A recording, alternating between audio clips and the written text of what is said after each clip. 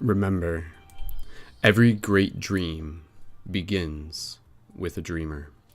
Aloha, multidimensional friends, shifters, light guardians, dreamers within this holographic matrix. Thank you so much for tuning in once again, or maybe it's the first time, to another live broadcast / podcast on behalf of ParadigmShiftCentral.com, a real-world interactive game to be able to help assist with the shift in consciousness. You're tuned into an episode of Paradigm Shift Dream Class. Another opportunity for us to be able to come together as a community, to be able to engage in some interesting metaphysical, philosophical, consciousness shifting, inspirational discussion about dreams, about lucid dreaming, about metaphysics, about dimensions, about what it means to be a cosmic citizen, about how to be able to develop our dream practices, achieve lucidity, and also being able to document and share some of the multidimensional experiences that are taking place between us as a community. So thank you so much, everyone who is here. And of course, we are joined by some shifters who are with us here in the circle, and there's going to be more shifters who are going to be joining in on the fly. But for the shifters who are here live in this moment, please feel free to gently unmute your microphones and quickly make some noise and send some love to all the people who are tuned into this. So we got Brian and we got Zai, aka Wolfette, as we've kind of been calling her on the side. So go ahead, everyone, say hi. Whoop, whoop, whoop, send some love. Aloha! Whoop, whoop, whoop. All right. Awesome. Thank you guys so much for joining in. Again, we'll just do a very quick introduction for those who may be entirely new to Paradigm Shift Central. As I said, Paradigm Shift Central is a real-world interactive game to be able to help assist with the shift in consciousness. Part of what we do is we focus on building a global team of shifters, people who are helping assist the shift in consciousness through acts of creativity and compassion, who are stepping into their roles as leaders, as community facilitators, who are stepping into their own self-mastery, who are leveling themselves up within this metaphysical multidimensional game to be able to help step into their potential, to be able to help make a difference in this world. And a big part of that is by coming together on these broadcasts. So for everyone who is maybe here for the first time, consider this an invitation to check out plenty more that we got through ParadigmShiftCentral.com. You'll find that there's lots of additional broadcasts and podcasts, as well as plenty of other community created content for you to be able to explore and enjoy. So for this broadcast, as I said, we're going to be getting into the topic of Dream Class. And we've done Dream Class broadcasts. This is, I think, maybe episode 27, 26-ish, give or take, of Dream Class. And just as a follow-up from last class, we'll try not to repeat too much of everything that we talked about in last class. So if you were really looking to be able to just kind of get even more, then I encourage you to even just go back and check out any of the previous Dream Class broadcasts. But from the last broadcast, we really got into some like the practical tips, some basic stuff in terms of what's going to be able to help you get more in tune with your dream practices, to be able to help remember more, to be able to help activate lucidity as well. And we also ended the broadcast with our dream tree meditation, which we'll do again at the end of this broadcast, really to just dial home the importance of that practice in terms of being able to create the consistency with it. So stay tuned for later in the broadcast and we'll do a little bit of that. And that is, again, with the intention of being able to help step into the idea of shared dreaming. So within this broadcast, we want to be able to invite you, the audience members, to be able to help co-facilitate this discussion by even letting us know what are some topics that you would be interested in hearing discussed during this broadcast. And if you even have any particular questions for people on the team, we are more than welcome to be able to help assist answering those. And at the same time, we're going to be going around the circle in the next moment, giving the people here an opportunity to be able to share a little bit about what brings them to Dream Class, as well as being able to create the space for us to be able to share any dream stories that we might want to share. Maybe it's a recent one, maybe it's one from a while ago that really stands out. I do have one particular dream story that I am planning on sharing a little bit later that I don't even really want to spoil it too much, but it may or may not have to do with like multiple parallel realities. So stay tuned for that. But again, for those of you who are tuned into this, just want to give a huge shout out to our Patreon supporters. You help make this possible. help us reach 200 active Patreon supporters by contributing a monthly donation of any amount at patreon.com/Brendan Culton, which will also give you access to exclusive content that's going to be coming your way soon through the Patreon, as well as your 25% off discount code for items at questitemshop.com, including the shift buttons, which again, as you can see I'm wearing, those have the Paradigm Shift Central website on them. They're more than just awesome swag. They're tools to be able to help share, for people to be able to help give out when doing free hugs and connect people back to the project. And of course, we also have our exclusive Light Guardian crystals, which are not only toys, but also talismans and also meditation tools. You can like hold on to these like while dreaming. And yeah, that's a very interesting concept that we've talked about in the previous dream classes. So again, thank you Patreon supporters, and you can go to the Patreon, and even just single donations are always appreciated. So be sure to check that out. Links are in the information as well. And of course, if you haven't yet, please be sure to subscribe to Paradigm Shift Radio on iTunes as well.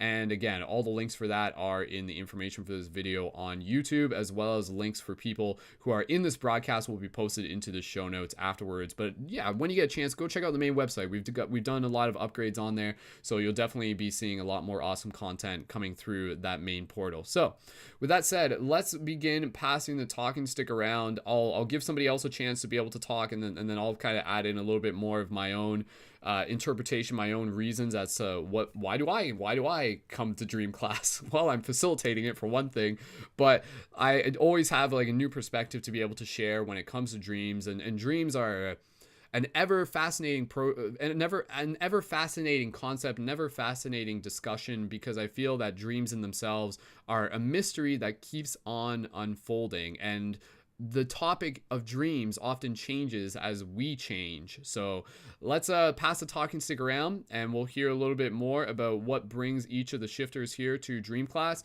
And we do have Wolf, aka Zai, and we have Brian, aka Panda, and we also have Erica, who was able to just join in. So welcome Erica, who is one of the new members of our core team. And I will just mention real quick that if you're looking to be able to join in for future broadcasts like this on air, be sure to check out more at paradigmshiftcentral.com and apply for your shifter pass, which will give you access to being able to connect with the core team, which is like a private membership. So with that said, I'll pass the talking stick around. So either Erica, Panda, or Wolf, if you guys want to grab the talking stick first, just go ahead and unmute yourself and put your hand up, and we will pass it over to you, and you can share a little bit about what brings you to dream class. So with that said, we will pass it to whoever wants to go first. Maybe Wolf, do you want to go first? Yeah, okay, cool. All right, so we're passing it over to Wolf. So Wolf, go right ahead. Welcome. Alrighty, well, thank you for the warm welcome. What brings me here is really a deep desire to connect with community and discuss things that in most social circumstances you wouldn't really get to talk about, or you kind of start to talk about them, but people don't really want to delve a little bit deeper, like you might. That's okay. No, Oh, okay. Okay, no worries. Um, but yeah, so I just think that it's really awesome that we have this space here to be able to communicate about things that we wouldn't really have the opportunity in most situations to do so. And I have a lot of weird dreams and a lot of weird situations with my dreams, and so I think it's really good for me to be able to have a space where I can openly talk about those things with other people who may have opinions or may have some kind of idea behind what it is that I'm experiencing or why I may be experiencing it. So, this is a little bit for me, and also a little bit for the people that I care about that are tuning in, my friends or family who may be able to tune in and also gain insight from the things that we talk about and maybe learn more about their own experience. So, that's pretty much what brings me here. Just wanting to explore more about the dream realm and all of the magical, esoteric stuff that kind of goes down in that space, and sharing the wisdom with all of the amazing people who join in. So, yeah.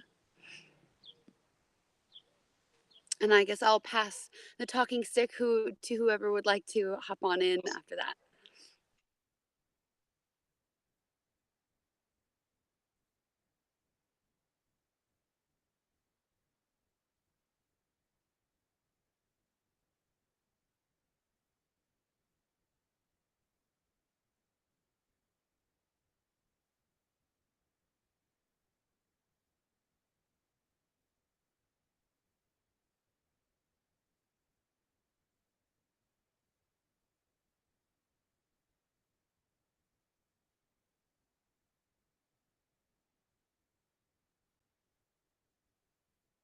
Whoops. Oh, sorry. I had my mic muted there for a second. Oh, no. Okay, I just got to repeat that for the people who didn't hear. Sorry, I was just going to say I really appreciate Wolf's sentiment there. And I agree that a lot of what we're doing here isn't just for us. This is about being able to really create the example for other people to be able to see and for other people to be inspired, knowing that there are people out there who are coming together talking about this, talking about these topics. And again, when we do these broadcasts, we do them for multiple reasons. And a big part of it is to be able to, again, not only like get the ideas out there, to be able to develop practice, to be able to develop accountability, to be able to help document our collective shift in consciousness, but also it is about being able to really just have practice, to practice talking about the things that we don't normally get a chance to be able to talk about. This isn't, not a lot of us went to school and had like metaphysics class or dream class or something like that. So a lot of these topics can sometimes kind of be beyond words, and yet here we are doing our best to be able to crystallize them into the language of words. And so I really applaud everybody for showing up, and thank you for people letting me know that I was on mute. That's never happened before. Oh God. Okay. All right. Let's keep passing the talking stick around. Brian, we'll pass it over to you if you would like to go next, or if Erica would like to go next, either or. And Brian, did you want to? I can see your.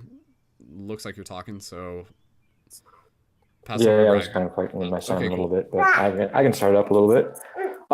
Yeah, I'm here to join, similar to what was I at? Oops.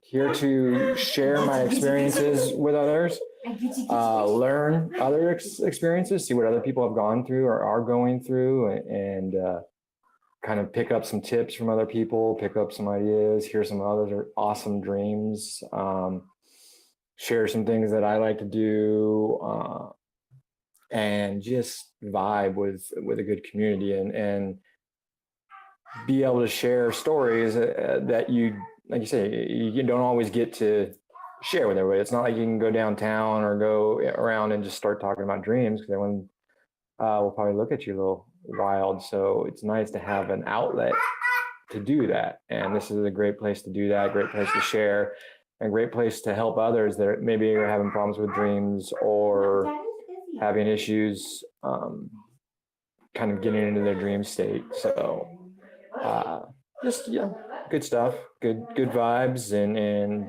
good people, and just kind of having fun talking. Awesome. Well, thank you again, Brian, for being able to join. And just checking in, Brian or even Wolf, do either of you guys have any particular like dream stories from the past month that you might want to share during this broadcast? A little bit later. Yeah, I can. Yeah, I have definitely one that recently happened that was pretty cool that I can jump into here in a little while. Perfect. Awesome. Um, Cool. All right. Well, looking forward to hearing it. And yeah, and Zai, if you have anything to share, we would definitely be able to get that from you a little bit later. So with that said, we'll pass the talking stick over. And Erica, if you're ready to do so, you can unmute yourself, and we'll pass the talking stick over to you, and you can practice sharing a little bit about what brings you to Dream Class and why you're interested in this topic. Go ahead, Erica, and welcome.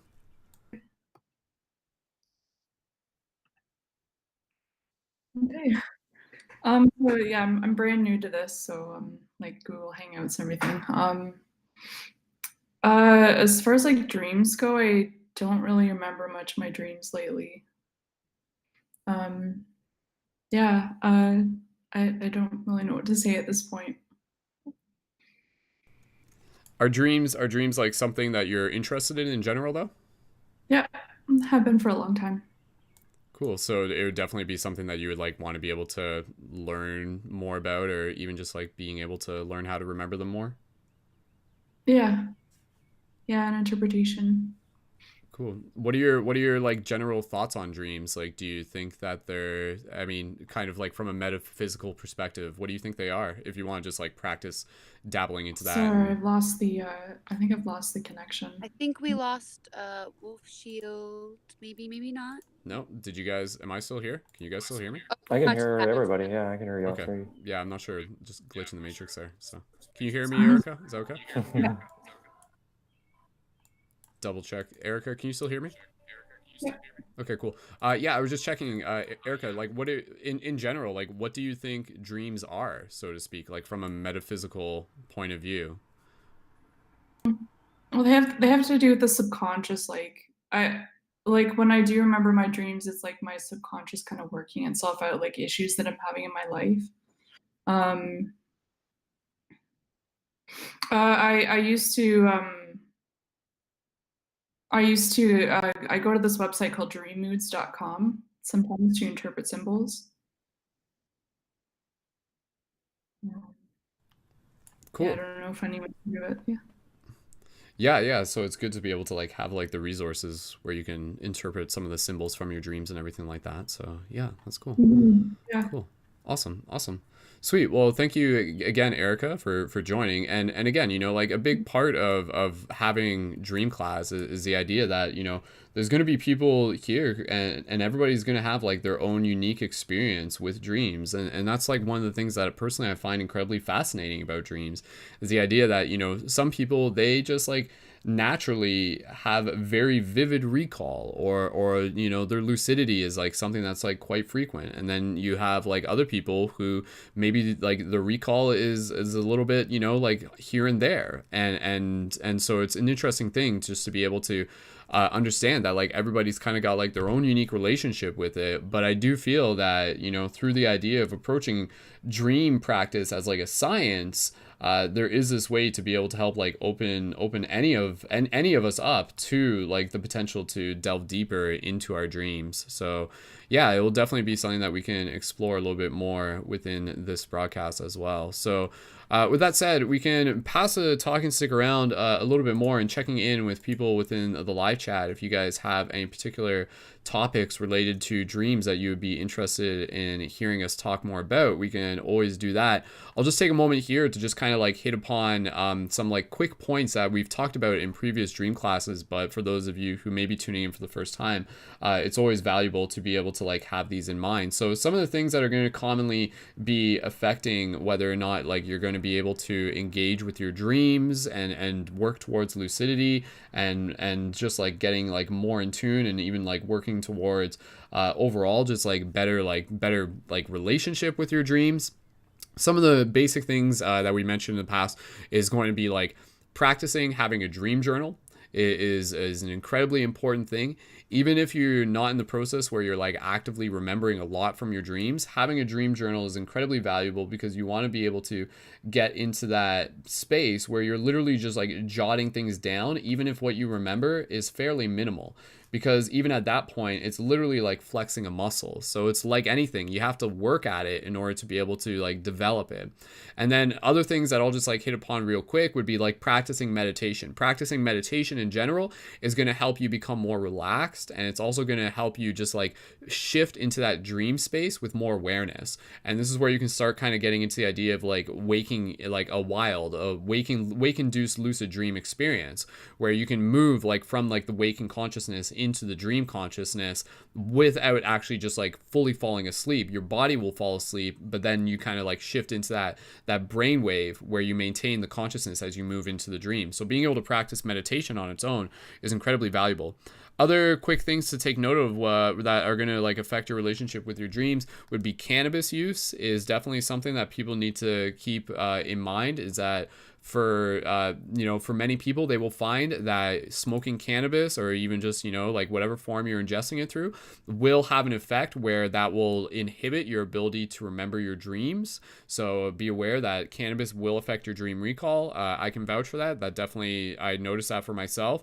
But again, it's not just that. A lot of it is, again, like the combination of that plus like the meditation, the mindfulness practice, and also just like getting into the habit of like practicing getting good sleep. Like, are you going to sleep restfully? Are you going to sleep at like 3 a.m. after just kind of like staying up all night watching like TV or something like that? So being aware of how you're going to sleep is obviously going to affect like how you move into sleep as well. Other quick things to be able to take note of is being around a community. Being around a community is also something that's incredibly valuable. Talking about your dreams, getting into the habit of just like surrounding yourself with other people who are working towards these practices. Other things to take note of would also be energy, like sexual energy cultivation. A lot of people will testify to the idea, and this is like ancient esoteric stuff, where that by cultivating the sexual energy, particularly for males, where where they're like refraining from ejaculating, this energy literally, like the fluid itself, is almost like a fuel for the astral body, is a very simple way of being able to explain it. So for males and females, be aware of just kind of like how you're relating to your sexual energy, and how you can actually be like transmuting that and moving it into other parts of your entire vitality, but in particular also into your dreams. So those are just like some of the main basic things, but let me just take a note to be able to like pass around the circle if anybody else has anything else that they would like to be able to add on to that, in terms of, you know, just like basic things that we can keep in mind that are going to be able to affect our dream recall practices, our dream practices in general. Other things would be diet, if anybody, you know, just like wants to even expand a bit upon that. And I know a little bit, Brian did want to be able to talk about like herbs and things like that. So at any point throughout the broadcast, if anybody has any particular like tips and tricks that they want to be able to mention, any tactics, any practices, please feel free to do that. And I'm more than happy to be able to have you share that during the broadcast. So does anybody else have any particular things that they would like to be able to share in terms of like basic things to be able to keep in mind related to dream practice? Brian, go ahead. Yeah, definitely, definitely.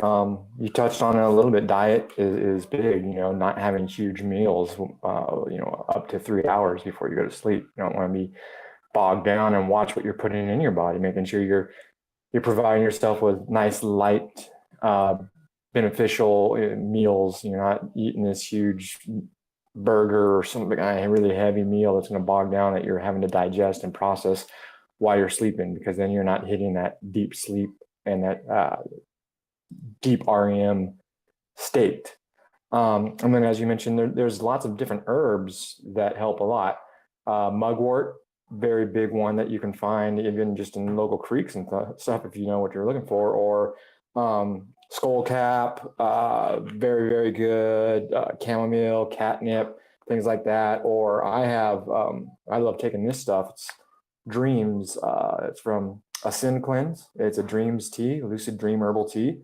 And it's got a lot of those herbs I already mentioned in it. Mugwort, it's got catnip, skullcap, chamomile, lemon balm, oat straw, peppermint, and spearmint, to help kind of calm the body and get it balanced and get you in that, you know, relaxed state. Because if your brain's thinking, if your body's doing something, if you're processing food, you're doing all that, your body's not working, your body's not falling into that and relaxed state and falling into that deep REM state where you're actually going to be able to dream. And then when you get up, another thing, screen time. I stop once I go to my bed, once I go to my room, I turn my phone off.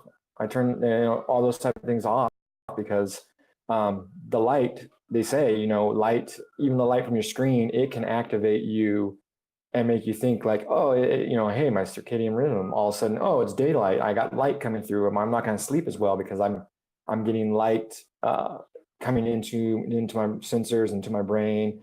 So my mind is tricked. My mind thinks that it's daytime, or it thinks your cycle is different. So you're not going to fall into that deep sleep. So like, I don't even bring my, I put my phone, I put it away, I turn it off, put the ringer off so I don't get notifications, nothing to disrupt me. And when you wake up, don't jerk yourself up. Don't be popping up, right away. Try and give yourself a couple minutes once you wake up to kind of like, hey, let me think about that dream. Let me process that dream. Let that dream allow itself to manifest into your psyche, your physical being. So you're not in that subconscious, you're in that conscious realm, and you're tying that together and you're bringing it down and writing it down.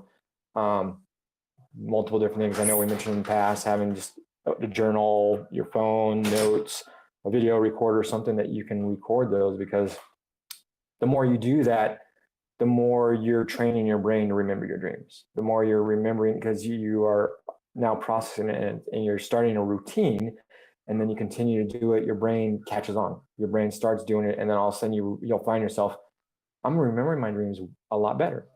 I'm getting more deep into my dreams. I'm able to start controlling my dreams. I know there was a comment about what do you do about repetitive dreams that continue to happen over and over and you can't change? Well, you look for the lesson. what is this dream trying to teach me? What is this dream trying to show me? Because dreams really are your subconscious body and your higher self trying to communicate with you, trying to get messages across to you. So pay attention to the subtleties of that dream. Pay attention to what's going on. Practice a little lucidity tips. Practice different things. When you're awake during the day, ask yourself, am I dreaming? Am I awake? Am I awake? Pull on your finger, keep pulling on it, and pushing your hand in your palm. Those type of tricks, those type of different things. Because you'll notice when you're in the dream realm, you're going to pull your finger, all of a sudden it's going to get super long. Or you're going to put your finger into your palm, and it's going to go all the way through your palm. And then you're aware, I'm now lucid. I'm now in a dream state. Now I can go change this dream, or I can search the message that it's trying to tell me. I can actively look for it instead of it trying to find me. I can go and look for it.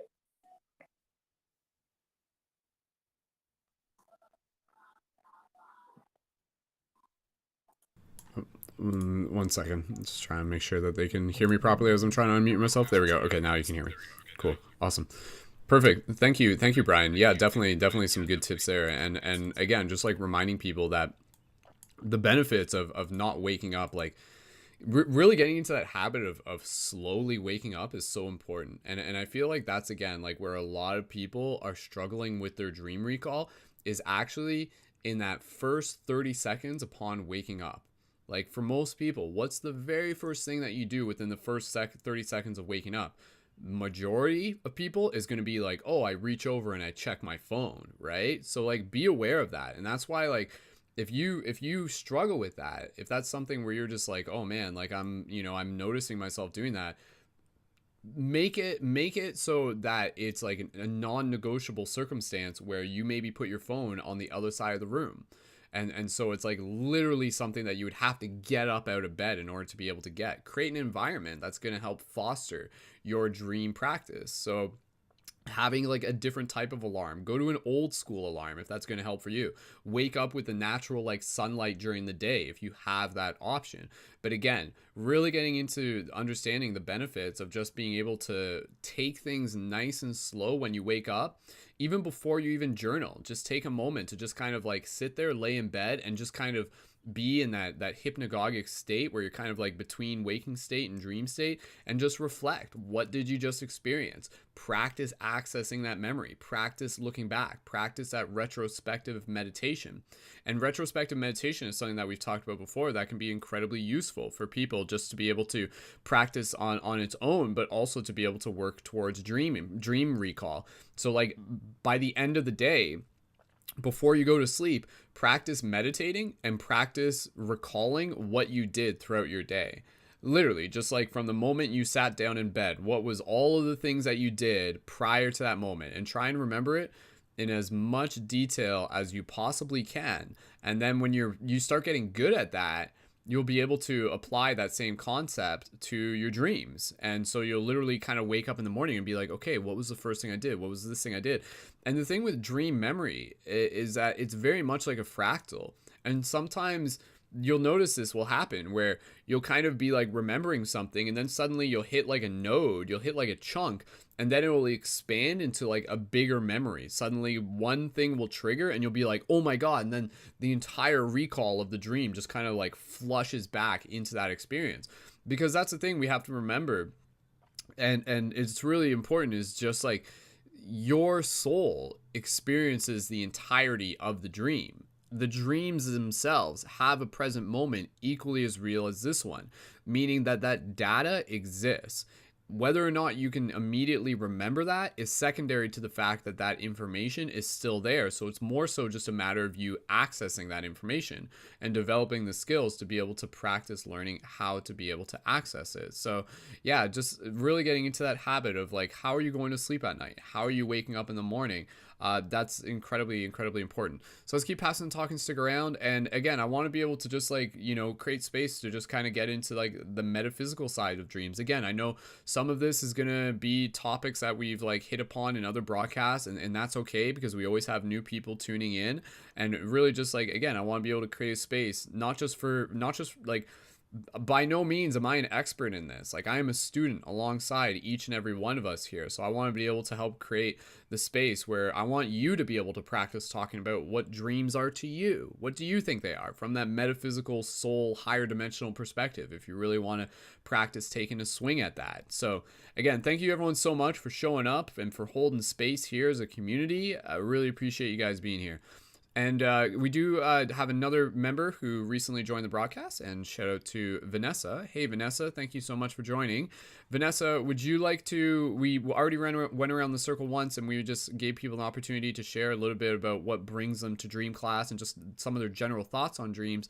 Would you like to do that now? And if so, just kind of like give us a thumbs up and we can pass the talking stick over to you. Would you like to just share a little bit about what brings you to Dream Class? And if so, you can unmute yourself and we will pass the talking stick over to you. So cool. Okay. All right, Vanessa, go ahead. Welcome to Dream Class. And you can just kind of briefly introduce yourself and tell us a little bit about what brings you to Dream Class. Why are dreams something that you're interested in learning more about? So go ahead, Vanessa, when you're ready.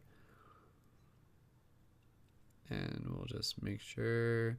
And sorry, 1 second, Vanessa. Okay, there we go. Go ahead, Vanessa. We just had to bring up the audio. Okay, you're good now. Go ahead. Lag. Are we good? We're good. Go for it. Well, what brings me here is you brought me here. And well, dreams. Just making sure there might be a little bit of lag. Go ahead, Vanessa. Try it. Try again. There was a little bit of lag there. There's more that I you'd don't like to even share. remember what I said. Are we good? Yep, we're good.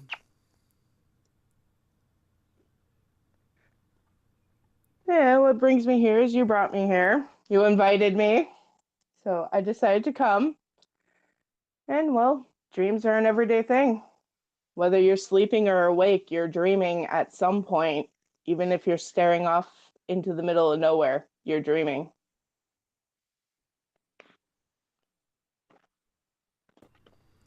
Totally. Yeah, and again, like there's like a much that like that in itself kind of like branches into again another discussion of like something I'm fascinated in, which is like imagination and the imagination being like a part of the dream space. So yeah, is there anything else you would like to share in the moment right now, Vanessa? And otherwise, you're totally welcome to just chill out, and anything you want to jump in at, just let us know. At the moment, though, I'm pretty good. Cool. Awesome. Well, thank you again for being here at Dream Class. So cool. Okay, so just checking in. Again, we'll make space for dream stories in the next little bit. Like I said, I got a dream story, plus I have a dream story from a friend who I'm also going to be able to share, which is like a really epic one. And again, you know, part of the reason why we share the dream stories is literally just like to be able to help practice documenting, to be able to help show that these things are happening on a multidimensional level, and really to help. The entire purpose of this class is also to be able to help us understand a little bit more about what it means to be a multidimensional being. And I think a big part of why dreams are important and why studying them is important is because like when we understand what dreams are, very simply put, I think of them as an opportunity for our soul to learn and grow. And so rather than just thinking that the soul is only going to learn and grow well within like the waking state, it makes sense to think that the soul is actually learning and growing every single moment of its existence, including in the dream space, in the waking state and the dream space. And of course, without even having to get too much into it right now, but just kind of like planting the seed for it, a big part of why dreams are important, and I've talked about this before, is the idea of understanding that this reality that we're in right now, the waking state, is in itself an extension of the dream space. And when you understand how to create within dreams, you can understand how to create within this reality. You can understand that the two are very much one and the same. They follow very similar rules. And a basic part of that is understanding that it is like through the power of our thoughts that we can actually create. And so in the same way you can do that in a lucid dream, you can also do that here within like this waking state as well. And also that very powerful idea that I feel that the dream space is actually kind of like closer to where we come from. If anything, it can almost be thought of as like the primordial state, and then the physical reality is actually something that kind of like crystallized out of the dream space. So this is why when we think of dreams, we can often relate them to like common themes related to life after death, life before death. So what we think of as like the ethereal realms, the heavens, those in themselves can also be thought of as more or less the same thing as the dream space, or at least something very similar. So again, when we go to dream every night, it's almost as if we are like literally returning home. We are literally, our soul is literally kind of returning back to those astral planes. So let's just keep passing and talking, stick around. I wanted to be able to check in, Wolf, if there's anything else you would like to be able to add in terms of just like either practical tips, and even if you have a dream story that you would like to be able to share, we can begin doing that. And yeah, we'll just keep passing, talk, and stick around. So, Wolf, is there anything you feel that you would like to be able to share currently in the moment? Yeah, I definitely can add in a little bit about the tips. Something I think that gets looked over often, and just even in a general practice of like life, is being aware of the media that we are putting into our minds and that we are having, I don't know, for lack of a better word, the media that we have around us and like how we are interacting with it. And I definitely think that what we spend our time watching or listening to or talking about, or ideas, the things that we discuss, the things that are constantly surrounding us, they affect us. They affect our psyche. They affect our physical reality, the present reality that we're in. But I think they also really affect the dream space. I find myself that when I watch a movie or see a TV show that I find something really bothers me, something that I don't really want to witness or have within my experience, that it will really affect my dreams, and I will really have um, a lot of darkness come up surrounding that kind of stuff. So I think that being present and aware of the media that we're watching, the pictures that we're looking at, the stuff that we're interacting with, can be very valuable in dream, just in the whole aspect of dreams. I don't know if it necessarily will affect your dream recall. I can't say that it won't or that it will, but I definitely think that it does have an effect on our dreams. And I think that's something that kind of gets looked over, kind of gets brushed aside. We play music with things that we don't necessarily vibe with, or we watch movies or TV shows about things that we don't necessarily really care to witness, and we kind of just have it on in the background, and we don't really realize how much it stays with us, how much it really seeps into every cell of our bodies. So I would say that that would be something that I would say affects dreams. And another thing that I think, probably because I love yoga so much, always going back to movement with body, that moving your body in any kind of way, even if it's just a gentle, swaying side to side, or moving your arms around before you go to bed or before you get yourself ready for bed, I really think that that can kind of open up your channels, get things moving a little bit internally, get things cleared out, so that when you do go to sleep and you are preparing your body for sleep, you have taken some more necessary steps that will help you to be more open, be more clear, be more aligned, and ready to enter that kind of space or that kind of reality. Definitely, definitely. I think those are some great points there, Wolf, and I definitely agree. And I think it kind of goes both ways. So I think it's important for us to be, again, aware of what our media diet is in a general sense, because that will affect us on many levels, and yeah, including our dreams. And I definitely, I'm sure we've all experienced this, where we go and watch a scary movie, and then we end up having some sort of scary dream or some sort of scary nightmare. So I mean, we've experienced this, but at the same time, I actually enjoy the other side of that, where we can also intentionally watch things that are going to be like inspirational or fuel for the imagination, that are going to actually help enrich our dreams. They're actually going to be almost like expanding our palette for what our dream tapestry can be weaved from, can be like made from. So this is where I really enjoy, watching like fantasies and watching, like animes and things like that, or watching like really cool, like psychedelic visual journeys and stuff, and things that kind of really resonate with the soul. And it's really interesting, because even when we look at movies, movies in themselves are very much more or less like a digital version of dreams when you think about it. You know, like when you dream at night, it's like, oh, you go to sleep, and let's just say as an example, you're like the superhero of your dream, or you're like the protagonist, you're a main character, and you go on some sort of epic quest, and there's like some sort of journey that you have to go on, and there's like, you know, someone that you have to find, and like a elder that you have to be able to receive knowledge from, and like some sort of powerful sword that you're given to be able to like fight the dragon or something like that, right?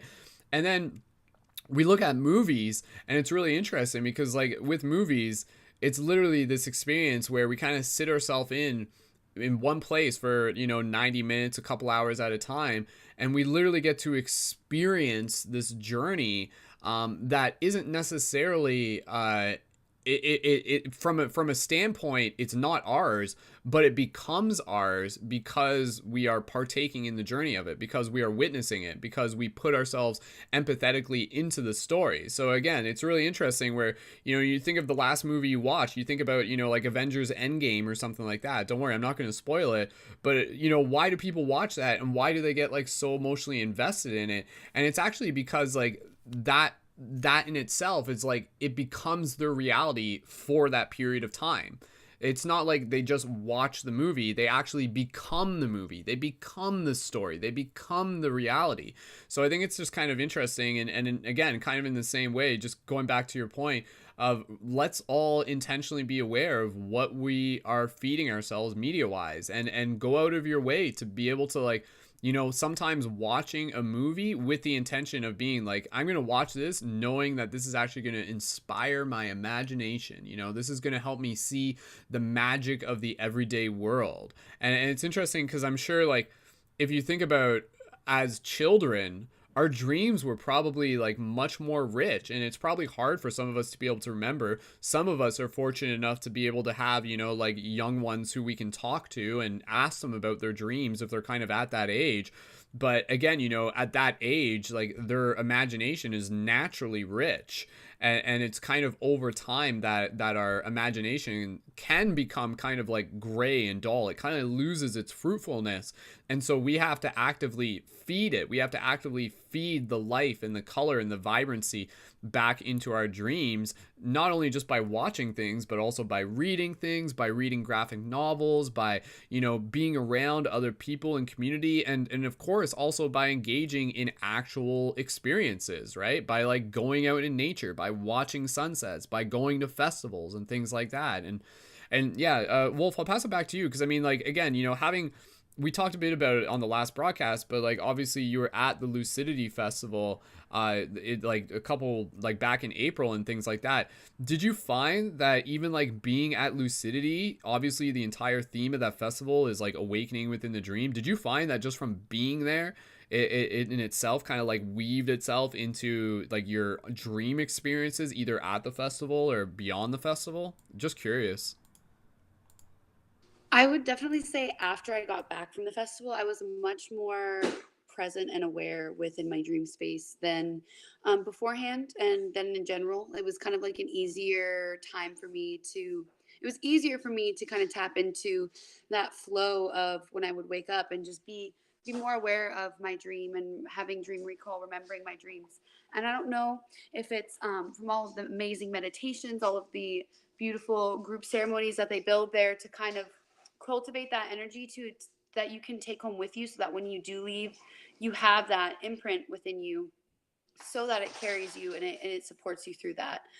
I don't know what kind of magic it was, but I definitely did experience a lot more presence within being aware of what I was experiencing my dream state. And some of my dreams when I got back, I was actually feeling them physically when I would try and wake up. I have a lot of like really bad dreams or like nightmares, whatever you want to call them.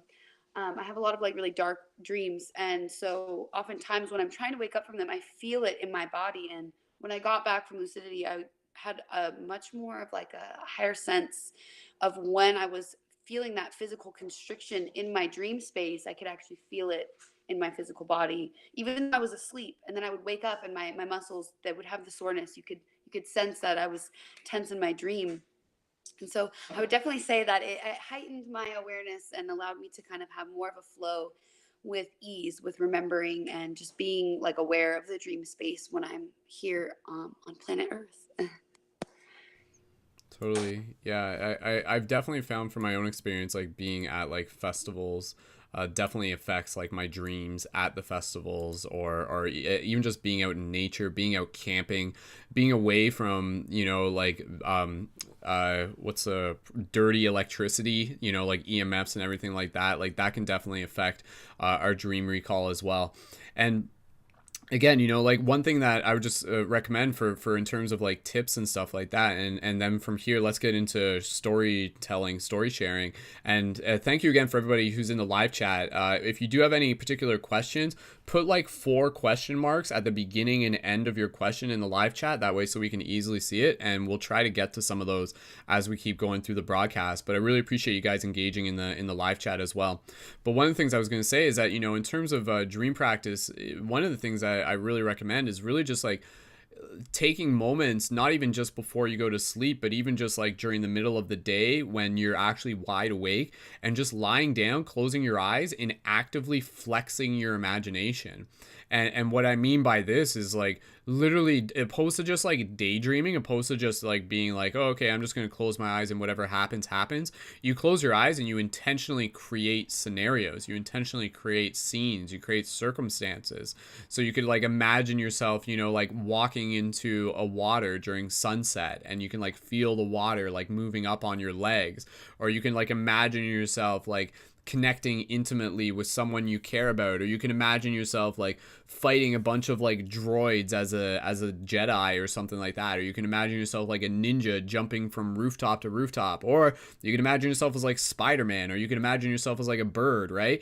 All of these are just like examples, but getting into that place where you're practicing flexing your imagination is incredibly useful for many different purposes beyond just dreams.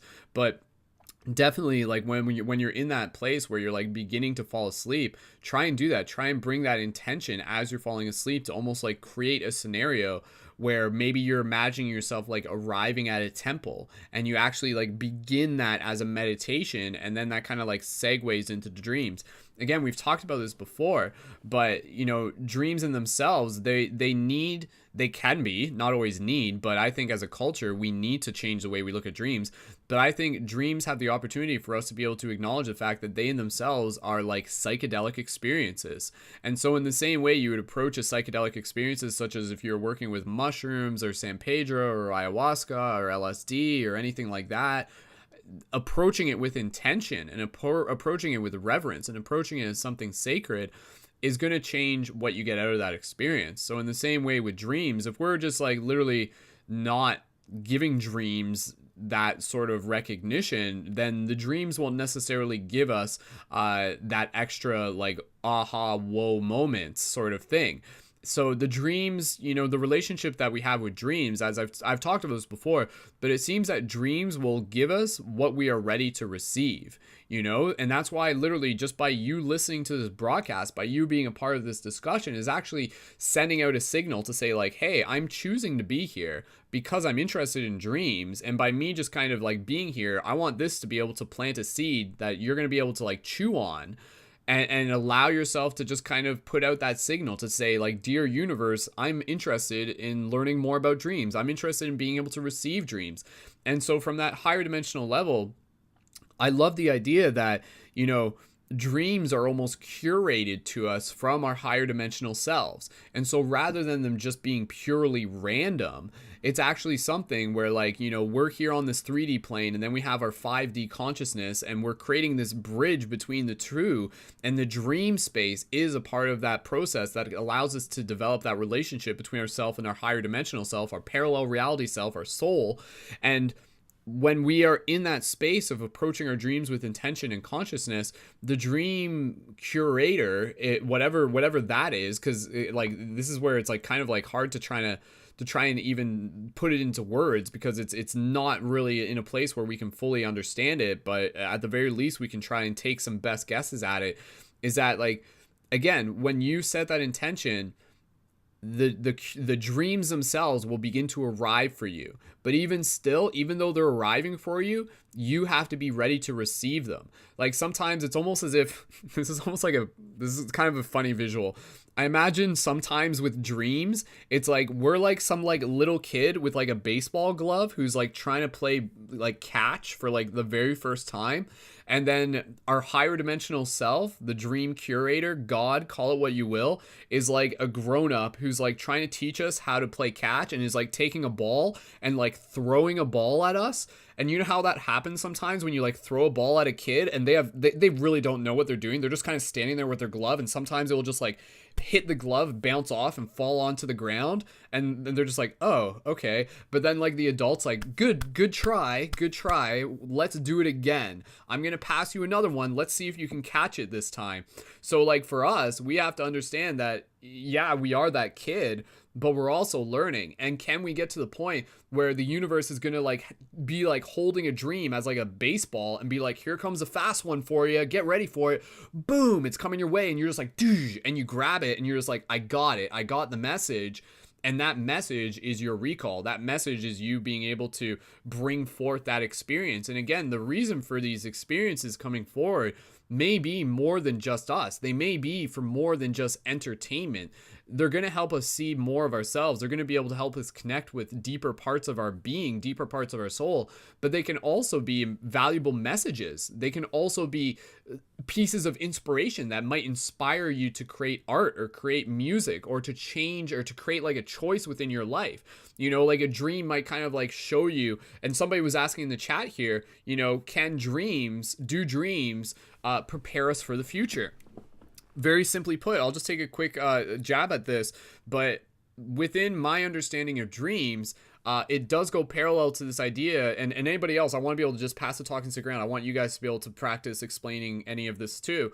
But very simply put, you know, where we are right now is just like one moment in a non-linear experience for the soul. And so the future already exists in a quantum state, in a multiple parallel reality state. And the dreams, they themselves are using... Oh, can you guys hear me right now?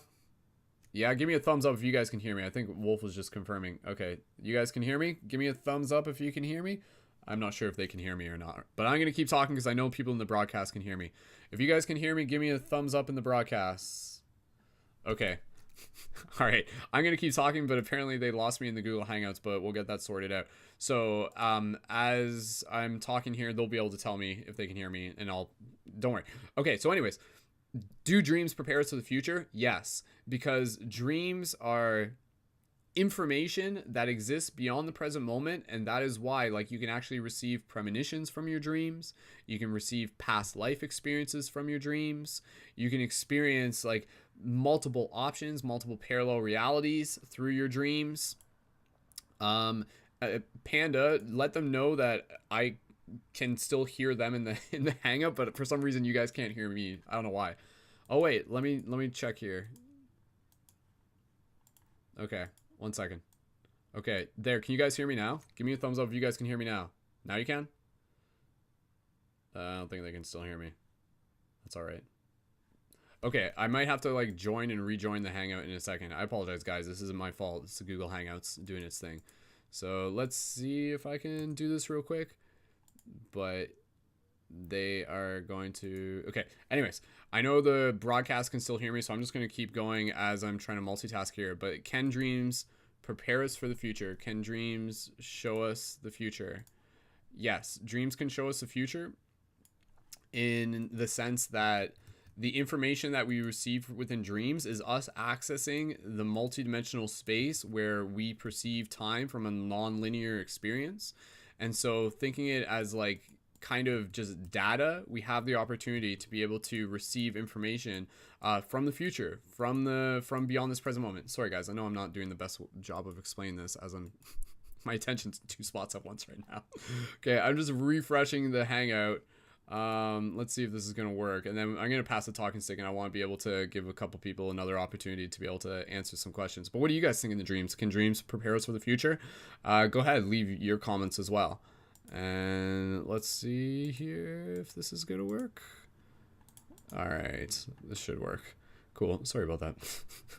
I've explained that better before. That was like not super well said, but again, it was a valiant effort. Okay, there. Can you guys hear me now? Yes, you can. Okay, perfect. Yeah, yeah, I could hear you guys there, but you couldn't hear me, so I just had to rejoin. So it's all good now, but it's okay. Okay, so answering some of the questions in the chat. If you guys want to add into anything that I said, but we'll segue it into sharing some dream stories in the next little bit. Please feel free to jump in. Does anybody have anything that they want to jump in terms of like what I was talking about? With kind of like dreams being like, did you hear my metaphor of like the guy trying to like throw a baseball to their kid and us trying to catch it, and that's us? Did you hear that? That was the last part? Oh man. Okay. Yes, I heard you guys. There was Okay. other things I wanted to add on. You brought in a Well, lot of good stuff, well, though. Brian, go right ahead, man. I need to take a moment to breathe, anyways. So go ahead, Brian. Okay. And if there was another question you saw in the chat that you might want to like answer as well, please feel free, and then we'll segue into the stories in a minute. So go ahead, Brian. So it's interesting, kind of, well, with the kid thing is you got to remember to embrace your inner child, stay young, and so your tips on imagination and practicing imagination and expanding your imagination, doing that as much as you can, writing stories or drawing or anything that will help foster that. Go outside and play. I'm gonna go out and just frolic in some trees and just enjoy and be youthful again, because that inner child is always wanting to come out. So we have to foster it. We have to bring it into us, or bring also into our conscious world. And you mentioned like sacred plants, your ayahuasca, your San Pedro, your mushrooms, those type of things. Utilizing those as tools to bridge that gap, because that connects you direct. That's a direct link into that dream world, into that subconscious state. So you can utilize that as tools to advance you or bring you into a conscious reality where you're able to live in those dual worlds and be both in the subconscious but in the conscious, and get a little bit more understanding of what you got going on. And then just a couple little tips, things like crystals, having crystals by your bed. I got an organite at the head of my bed to help like block any EMFs and absorb different energies. I got like shungite under my pillow. Those are all type of things that help cleanse that energy and keep you clear.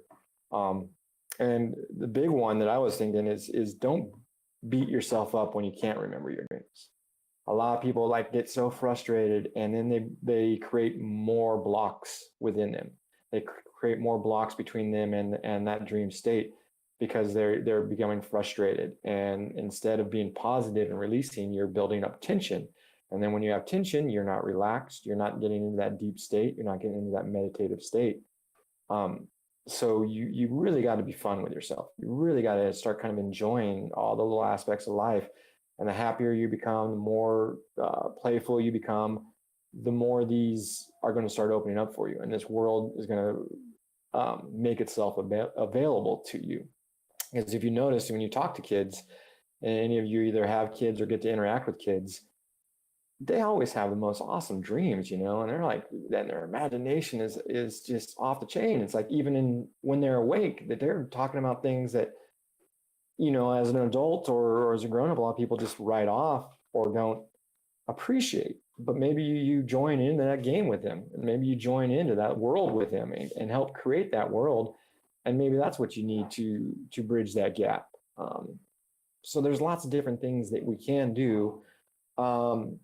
I know I think it came up a couple of times, and I got to look back on the questions. I think it was Rochelle. Do dreams prepare us for the future? They can definitely prepare us for the future. They can give us signs, as I was saying earlier. It's our subconscious, it's our higher self, our higher consciousness talking to us. So it's providing us messages, it's providing us tips, it's providing us ways to connect, or maybe it's just something we've been searching for, and our dream is the way we get to find that out.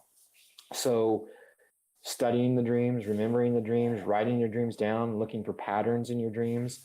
Those are all very, very amazing things that you start connecting and you start realizing and you start seeing, hey, there's a common theme here. And then once you find that common theme, you become more prepared and you can utilize that to advance and level up, so to speak.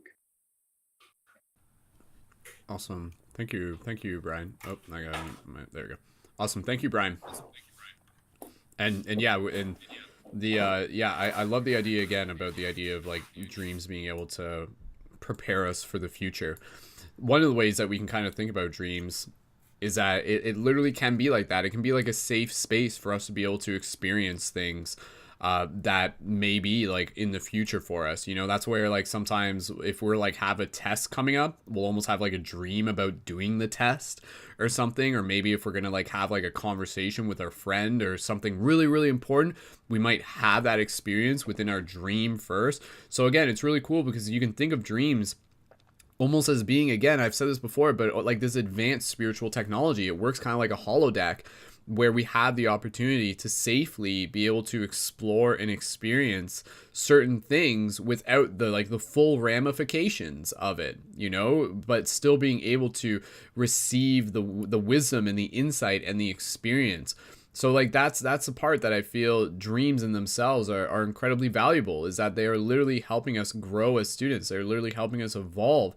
And so that's why, again, for everybody listening to this, for us to be able to really help, you know, step into our power, to step into our potential, it's valuable. I don't think I can say that it's like 100% essential, but it definitely makes a difference for us to develop that relationship with our dreams, to be able to intentionally show up, to learn from them, to integrate them into our day-to-day lives, and to be able to just continue to like show up as like cosmic citizens, and to step into like our birthright, our literal birthright as multidimensional beings, to be able to experience more of what this reality has to offer as well. So like you go through your day, you're learning things, you're interacting with people, and then you go to sleep at night.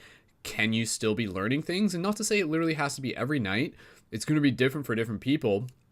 But there's definitely opportunities for us to be able to learn more and to integrate more, and for us to see parts of ourselves. And I've said this in a simple way before, but I think with dreams, it's very powerful because dreams have this opportunity to show us both the hero and the villain within inside of us. And that in itself can be a very transformative thing. You know, say for example, someone who is maybe a little bit shy, maybe, you know, a little bit unsure about themselves. They're lacking the full self-confidence. Maybe they have some dream where they do something like super badass, or they do something super courageous, and then they wake up and they're like super inspired, and they're just like, oh my God, that was amazing. That felt so validating. That felt so cool. That's actually inspiring me to take the steps forward within my waking life. And then in the same way, you may have a dream where you may do something in your dream that you're not fully happy about. That may be like a little unsettling. You know, you might like say something to someone, or you might hurt someone, or you might do something.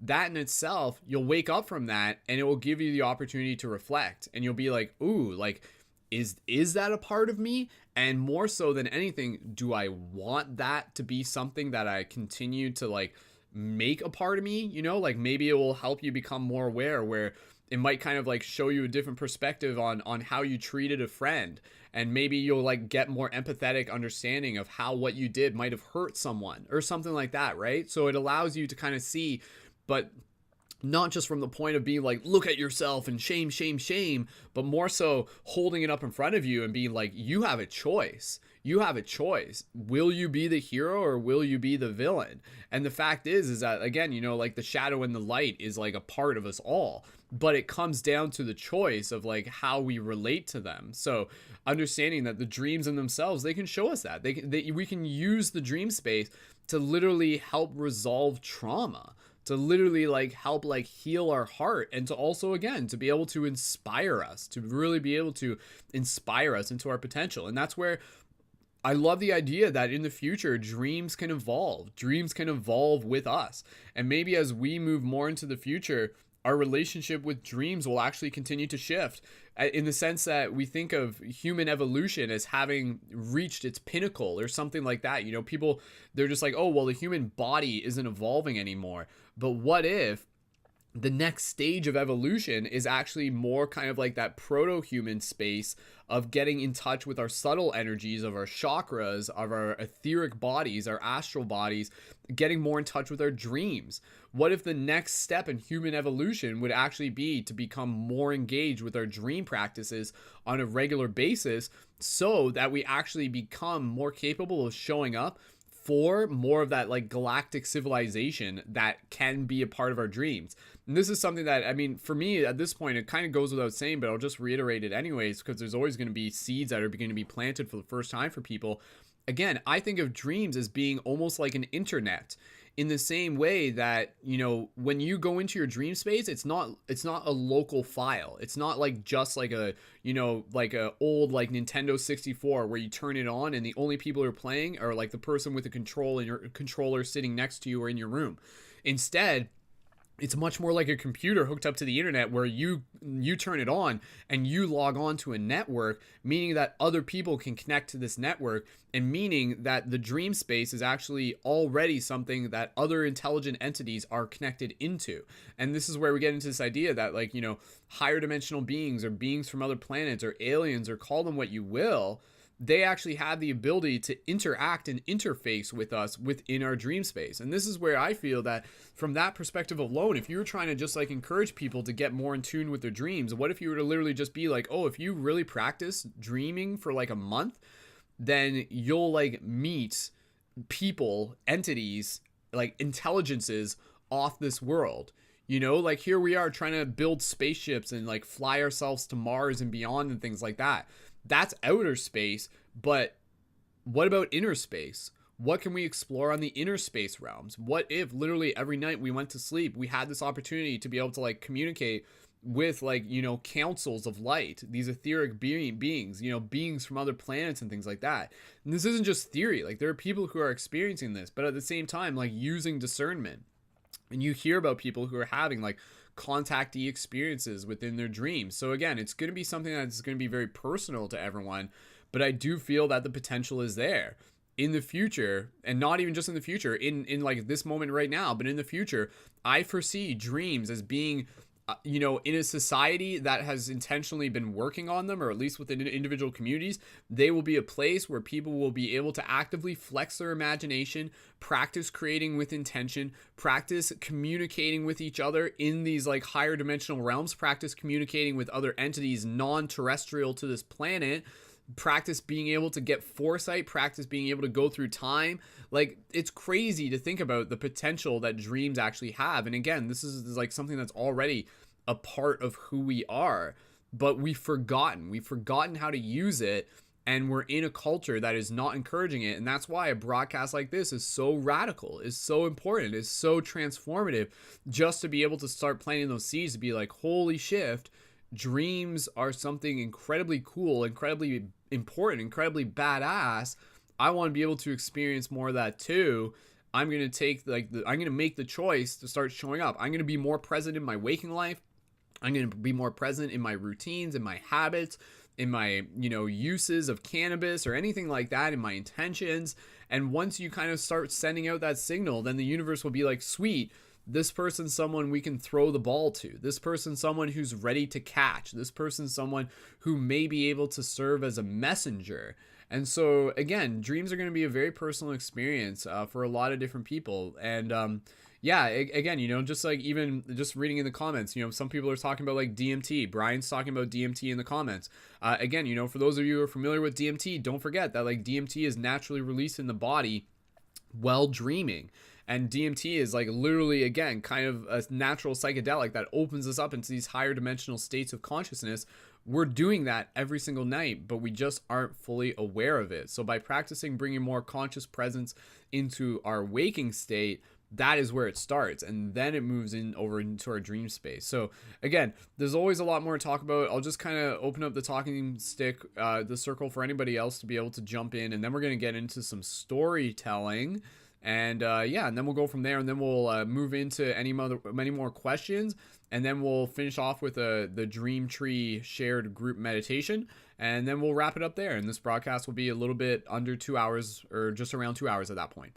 So Brian, Erica, Vanessa, Wolf, anybody else want to jump in related to just like general thoughts on dreams, why dreams are important, what the future might look like for dreams? Again, go ahead, theorize.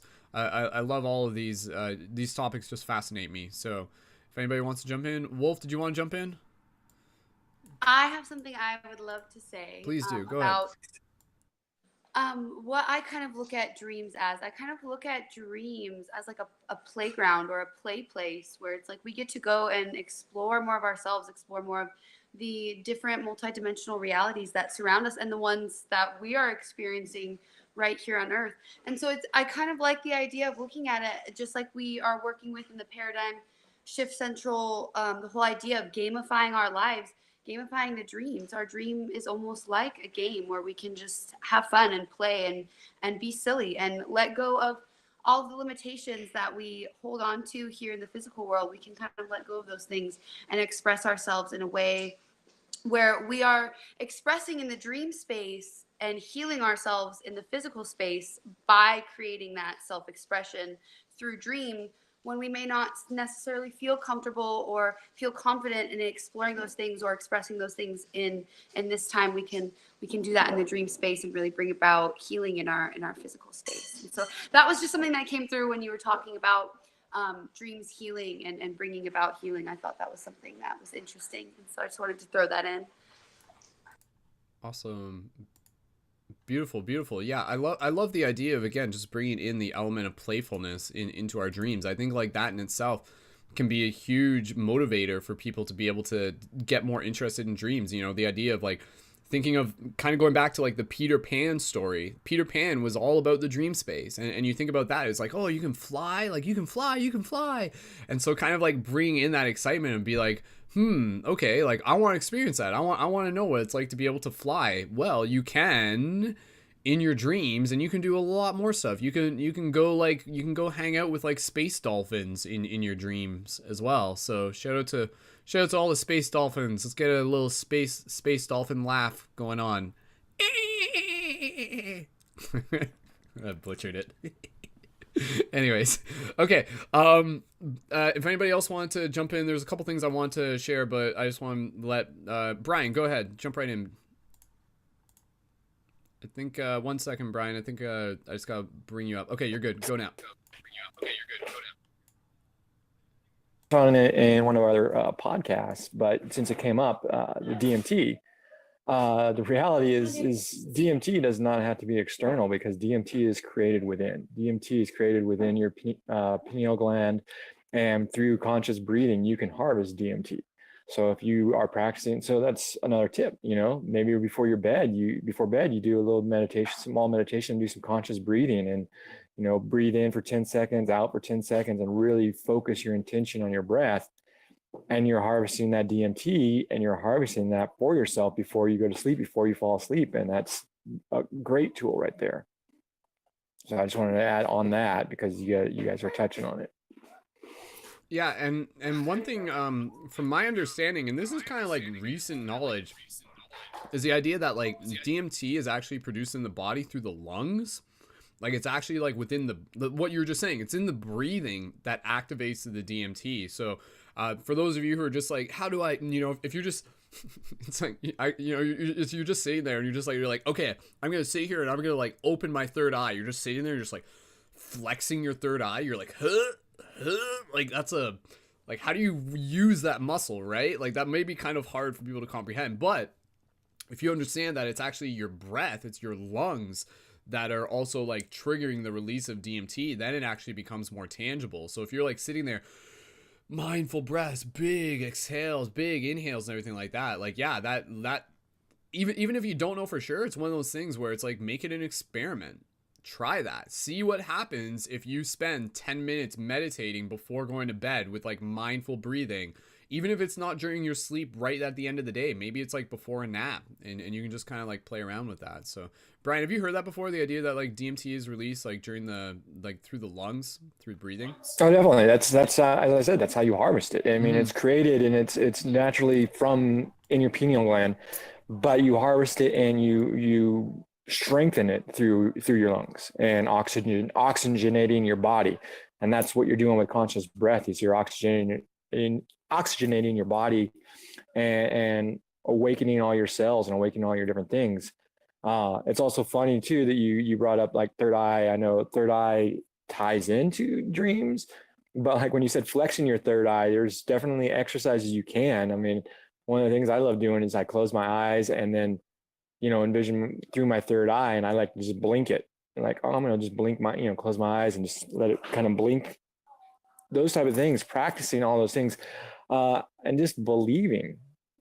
Sometimes that's people's biggest roadblock is they don't believe they can dream, or they don't believe in the metaphysical, or they don't believe in higher consciousness, and they've shut themselves off before they've even started. Yeah, that's a great point. Just the idea that our beliefs govern our reality. So if people have this belief that, oh, dreams are just, not to say they aren't this, but are just, like my mind doing a subconscious dump at the end of the day, or dreams are just local to my body, or this physical reality is all there is, and things like that, and dreams aren't important and stuff. If those beliefs are your beliefs, that will limit you from being able to like experience more of like what is potentially out there. Now at the same time, it won't 100% stop something from coming through to you, because sometimes what happens is that the universe has a tendency to deliver very transformational messages to those who are the most stubborn. So even for someone who might just be like, yeah, well, I don't believe in any of that magic woo-woo hippie stuff, and then the universe will just be like, oh yeah, is that what, boom, here's a UFO, oh my god, or they're like, oh my god, like met like a crazy psychedelic alien dressed up as Terrence McKenna in my dream last night, or something like that. Or like sometimes that can happen. And that's kind of where like I feel that, again, dreams are literally a way for like God, and I use that term in a very ubiquitous sense, to send us very direct messages. It's like literally like like an instant message from God, and if we just have to like check it, then we can open it. But sometimes there's like probably messages that are just going right into that gosh darn filtered inbox messages that nobody checks on Facebook and stuff like that. Like, we got one of those in our brain, and God's probably sending us messages there, but nobody's checking those filtered inboxes. So make sure you kind of like add God as your friend, and they can send you messages. And again, I use God as like a term that's just basically saying like the higher conscious self that's everything and all that. But again, I think I sometimes like when I do these broadcasts, I don't always kind of like hit upon some of like these very simple yet powerful ideas, because at this point it's kind of becoming more common knowledge, which I think is great. But again, from my perspective, this is my perspective, but something that I feel makes sense. And I invite you to just kind of, if it makes sense, go with it. If not, that's cool too. But again, it's this very basic idea that where we are right now is not the be all end all, is not where we are from. Like, we are, when we say we are spiritual beings, like that doesn't mean that this world is spiritual too. But when we say that, it's like understanding that, again, basically, yeah, every night when we go to dream, that's like us going back to where we are from. We are originally from the dream space. We are from Neverland. That is our home, or at least one fractal of like a bigger home, so to speak. And then this physical reality came out of that. It was like birthed out of the dream space.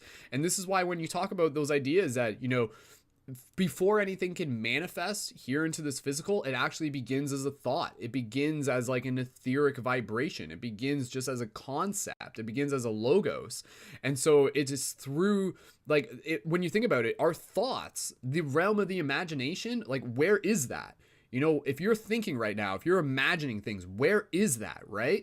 Like, it's not physically somewhere. It's parallel. It's like on the inner space, yet that space is still real. That space is still a place that can be visited and returned to, which is like, again, almost hard for us to be able to kind of like wrap our head around. But a lot of times it's through the direct experiences of dreams that really just start waking us up to the idea that, oh my goodness, we are more than these physical bodies. Oh my goodness, we are actually multidimensional soul. Oh my goodness, like this reality is not as cut as dry as it appears to be, and we have much more powerful, we have much more power to be able to create within this reality by becoming lucid within this dream. So again, by bringing presence, by bringing gratitude, by bringing excitement, by bringing magic, by bringing just like community into more of your reality, these things fuel your relationship with the magic that allows itself to permeate through every matter, every moment of existence, including your dream space. So yeah, stuff like that. So yeah, definitely, like when we go to dream at night, it is like us being able to connect into like the collective conscious Akashic records. And sometimes we've used the term subconscious. I think subconscious is a valid term, but I think there's another term that we need to be using more, and that's the term ultra conscious. So there's like our subconscious and our ultra conscious. Some would actually say that it's actually like one and the same type thing. Like the subconscious is kind of like the part of you that kind of does things without thinking, but that in itself is kind of like this higher self that's kind of automating things without you having to be presently aware of it. But then there's like the again, kind of like the oversoul part of yourself that is always aware of you, that is constantly like sending through information, and that information shows up through our dreams. Again, you know, like I feel that each of us is here for a great purpose, for great potential.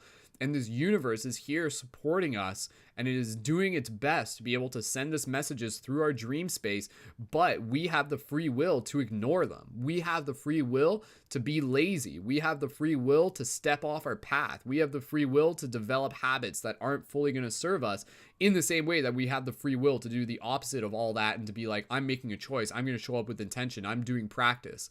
Like that is what I feel like our journey is about. And again, it's not even just like for the fascination of dreams. It's actually to literally be able to help like create a new world. It's to be able to help lead by example. By us working on our dreams, maybe it's going to help them be more accessible for the next generation, or just for people in general, through the, you know, the collective hive mind, through the, you know, 100 monkey effect. So let's get into a story sharing opportunity. I'm going to read a story here that's going to help inspire you. This is from my good friend, Paper Druid, aka Lacey, and she's had some dreams that I've shared before on the broadcast in the past, and she is one of the people who I am fortunate enough to know that has very vivid dreams in like relative consistency. Not like every single night, but every now and then she'll just have like a really, really potent dream, and her recall for them is quite exceptional. And her dreams, I share them as an example to be able to show you like what is possible, you know, and what would society look like if everyone was kind of like able to recall or dream at this level. So again, she is not special in any sense of the word, in the fact that we are all special, but let this just serve as an example and a bit of a story to be able to inspire each of us. So this is a dream from Lacey, and I'm gonna just take a sip of water here and I'll read it for you. So this is a lucid dream experience. She titled it Stepping into My Power. This is like a few paragraphs long, so get comfortable. Jumping across floating mossy rocks towards a doorway suspended in the air. The doorway is illuminated, glowing all different colors. I make my way through the door to where I have entered another dimension. So even just there, it's just like, okay, there's like doors and multicolored doors, and she went through a door and entered into another dimension. Colors are different here. Everything's black with a faint glow. I try to reach the end of a complicated life-size puzzle, like a labyrinth platform. And as I'm saying this, I'll try not to stop and start like this, but as I'm saying this, go ahead and try imagine. As I'm reading this, if you want to close your eyes, try imagining this. So I'm just going to restart actually. As I'm reading this, allow your imagination to just listen and to imagine what I'm saying. Consider this a practice. Jumping across floating mossy rocks towards a doorway suspended in the air. The door is illuminated, glowing all different colors. I make my way through the door to where I have entered another dimension. Colors are different here. Everything's black with a faint glow. I try to reach the end of a complicated life-size puzzle like a labyrinth platform. Climbing and jumping my way through this dark dimension, I make it to the end where I fall through a ceiling almost like I am non-corporeal. I materialize as soon as I'm in a red, circular, oval-shaped room that appears to be rotating in the middle. There is a party happening. A large crowd fills the room. I see someone I recognize, so I run towards them. They wear a mask, but I know it's them. I call their name and they remove the mask. They don't recognize me in this dimension. I laugh and just really feel the weight and intensity of traveling here. I continue down an alley way before I have continuous. I continue down an alley. I continue down an alleyway before I have continuous false awakenings that are jarring as I move through multiple parallel realities. It's like I can't find my way back to my body. I find myself running from the false awakenings, begging to wake up, yelling, "Fuck, I'm still asleep, I'm stuck." While shifting through these places, there is a dark energy I can't place. Then I have a moment of clarity as I realize I can become lucid and can control the dream rather than run from it. I become fully lucid after this moment. Lucidity hits me and I am able to control things with my mind. Slow time, create doorways to new places. I keep jumping, and a man appears by a car in the distance. I know this is the darkness manifested. He starts to manipulate the environment with his mind. We are on this old road surrounded by abandoned houses. He never makes full eye contact with me, looking down, and there's like this energy field around him protecting him. He uses telekinesis to move a large vehicle, and it makes it speed towards me on the road. I don't hesitate. I close my eyes and I open them to witness the car lift up and crumple like paper as it shapeshifts into a bird. It's incredible. A mind-blowing lucid moment. Then I take off running before opening a rip and jumping through. I have traveled to a dark forest. In front of me is a pool of water surrounded by trees. Leaves floating on the surface. It's a safe hiding place. I enter. I got cut off there. I enter something. I think like a waterfall. He never makes full eye contact with me, looking down, and there's this. Okay, here we go. A mind-blowing lucid moment. Then I take off running before opening a rip through. I traveled to a dark forest. In front of me is a pool of water surrounded by trees. Leaves float on the surface. It's a safe hiding place. I enter the water before waking. So there you go. So that's Lacey's story there. So just taking a quick moment to just kind of like reflect on what were some of the themes that she had in there. Again, we literally had, like doorways to other dimensions, which is a common theme that we talk about within dreams. And this is where, again, in this, she goes from this experience of kind of being along for the ride and yet shifting into lucidity. And then like her lucidity actually allowed her to make new portals, to make new doorways. And this is where, again, even for myself, like I have not had too many lucid dreams. I know I can have lucid dreams just as anybody else can. And I am super fascinated by the dynamics of what is possible within dreams. And one of them, for example, would be being able to help make portals, by being able to help like make rifts in time that you can jump through. So again, it's kind of like those stories that we think about when we think about like fantasy movies or A Wrinkle in Time, for example, and we can literally like create a rift that we can move through. And then again, in this, she's also having another character who's like kind of kind of like a bad guy, almost like an Agent Smith. And this character is actually not only just like there as some it's not just there as something to be scared of, but it's actually there as something that's calling her into her power. And this is one thing that I think we need to be aware of within dreams in general, is that like if we ever have dreams where we might be scared of something, or it might feel like a nightmare, oftentimes like that in itself is a part of us that is actually showing us how to step into our power, how to reclaim our own sovereignty.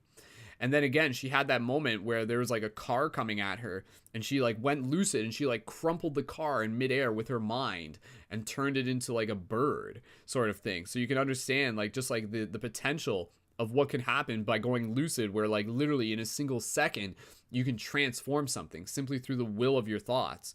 So there you go. And then again, and it was interesting that it ended with her like going into water before waking up. Water can often be used as like portals within dreams. So super fascinating dream there from Lacey. So thank you for Lacey for allowing us to be able to share that during the broadcast. And I hope that inspired some people there just to get a little bit more insight in terms of like what is possible within the dream space. And again, this is just like one story of many stories that she has to be able to share, and as well as many other people who have their own dream stories to share. So yeah, just wanted to be able to share that, and let's pass the talking stick around to allow other people to share a couple of their dream stories. I got one dream story that I'll be able to share, and yeah, and I just love the idea that like within dreams there's so much to be able to do, you know. And this is where I feel that right now us having these discussions is still just kind of like scratching a part of the surface, while also like getting some deep roots like implanted and everything like that.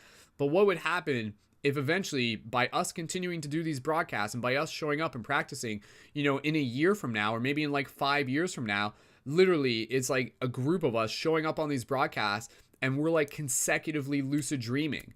You know, what if like the vibrations of the earth begin to change and these energies become more accessible, and more of us are actively lucid dreaming every night.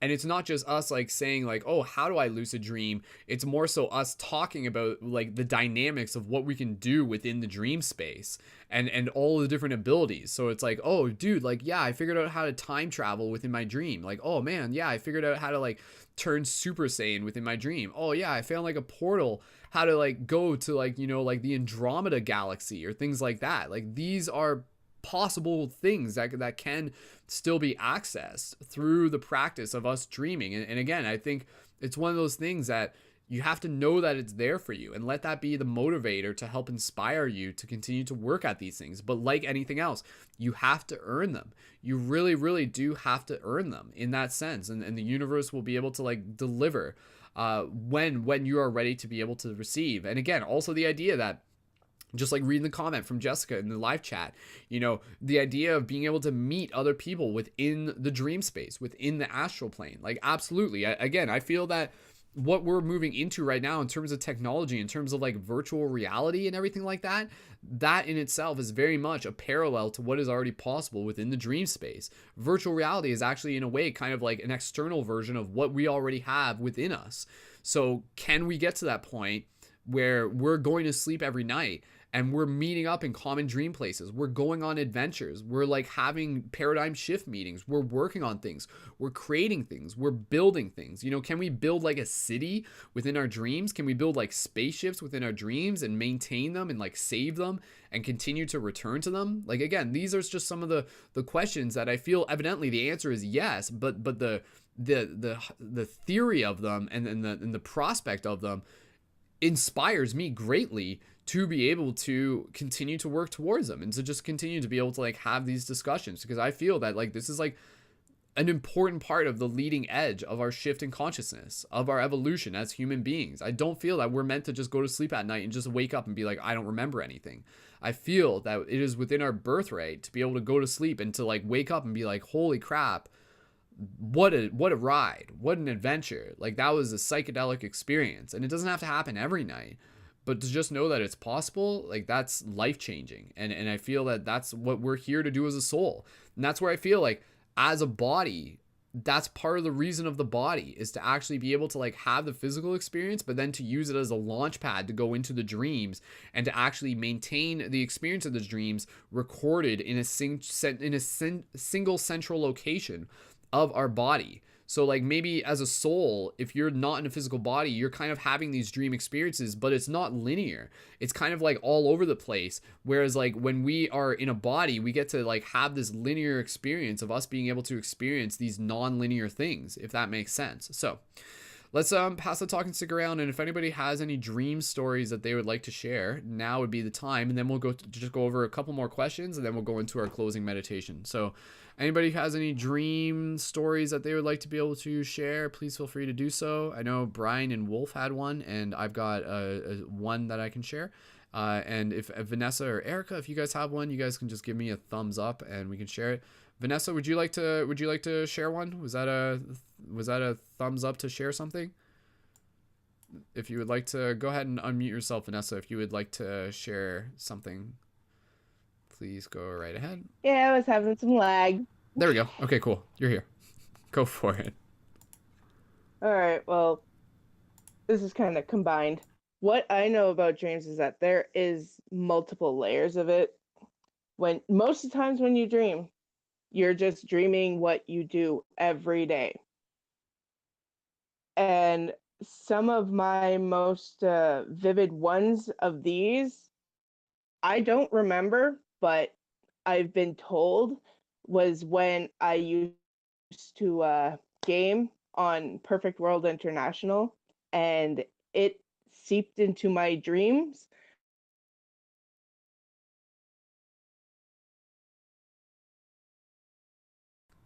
Well, just there might be a little bit of lag. I'm just talking until Vanessa comes back. To the point where I would yell in my sleep, "Go gaming," and then I would sleep and I would literally do the same thing, and I would literally yell at the same people in my sleep. But then there's the prophetic type ones, which like before I moved to where I currently am,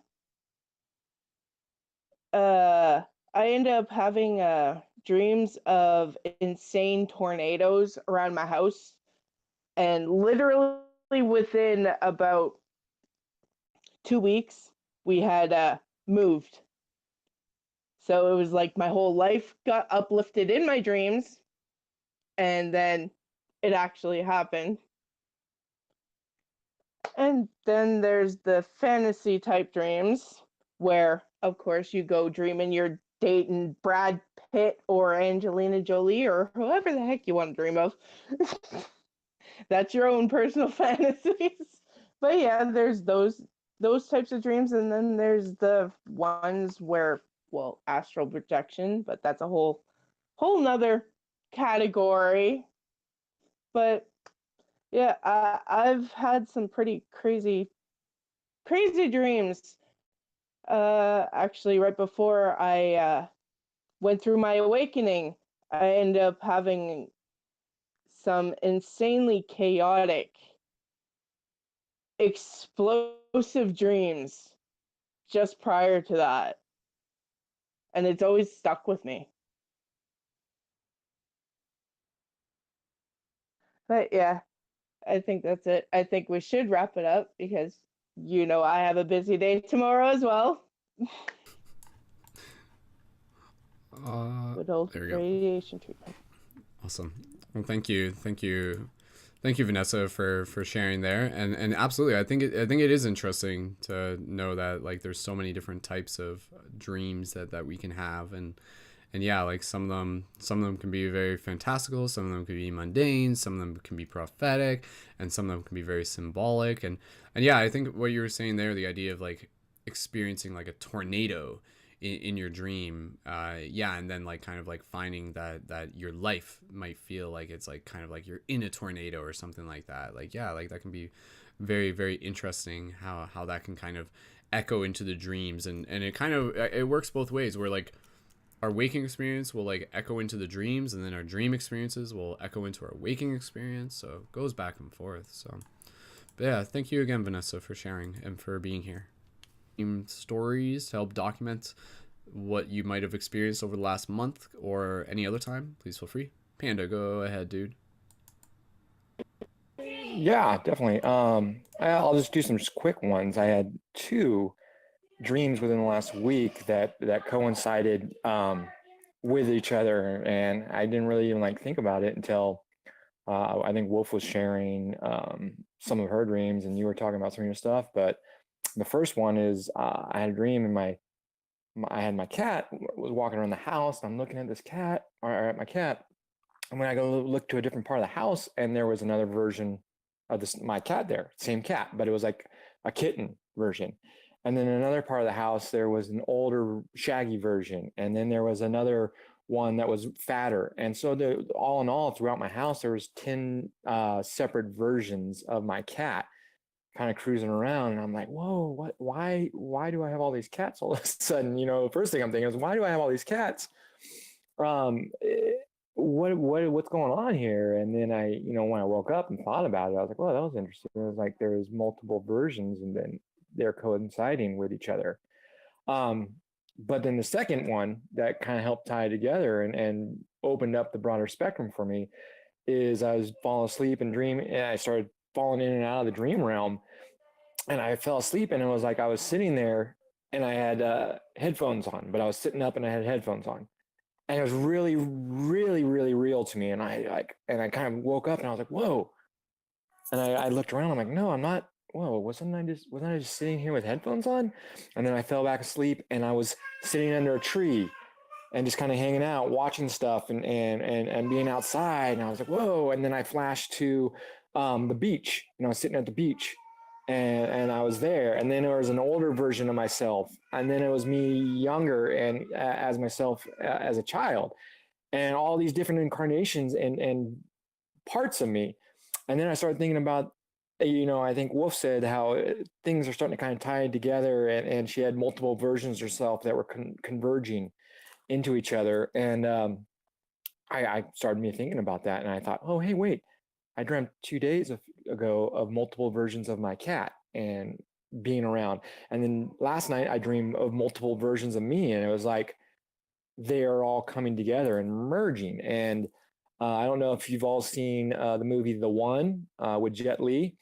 It made me kind of think of that, like, oh my gosh, am I converging? Am I morphing?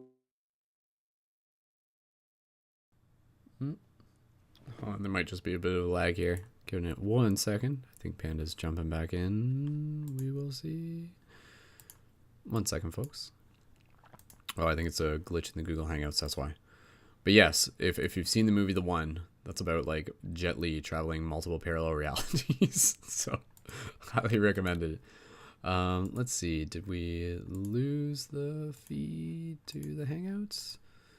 If we did, then I might just have to continue talking and share a little bit about my story. But I did want to be able to let Panda share his story. But I love that idea of again, like multiple versions of ourselves coming together within a dream. We think of ourselves as just like one being, but what if it's not quite like that? Like, what if it's literally, like a different version of us for every second, for every moment throughout the ages? Can it actually work like that? And so it's different layers of there we go. Oh, okay. Yo, Panda. Sorry, I wasn't meaning to talk over you. It like glitched out. Okay, we lost you when you were talking about Jet Li movie. That's where it cut out. So okay, go ahead and continue. So yeah. So back to Jet Li, how it so basically I looked at it as that movie Jet Li, The One. He goes out and he finds all the different versions of himself. In those, he has to fight them all, and he ultimately becomes the one version of himself. I felt like those dreams were telling me that I'm merging. My realities are starting to merge to become one reality. I'm merging with the different versions of myself, different realities, different realms, different dimensions of myself, and becoming more of the one, becoming more of who I was just complete. And now where I go with that from there? I know I went on a tangent, and now I got to rewind again.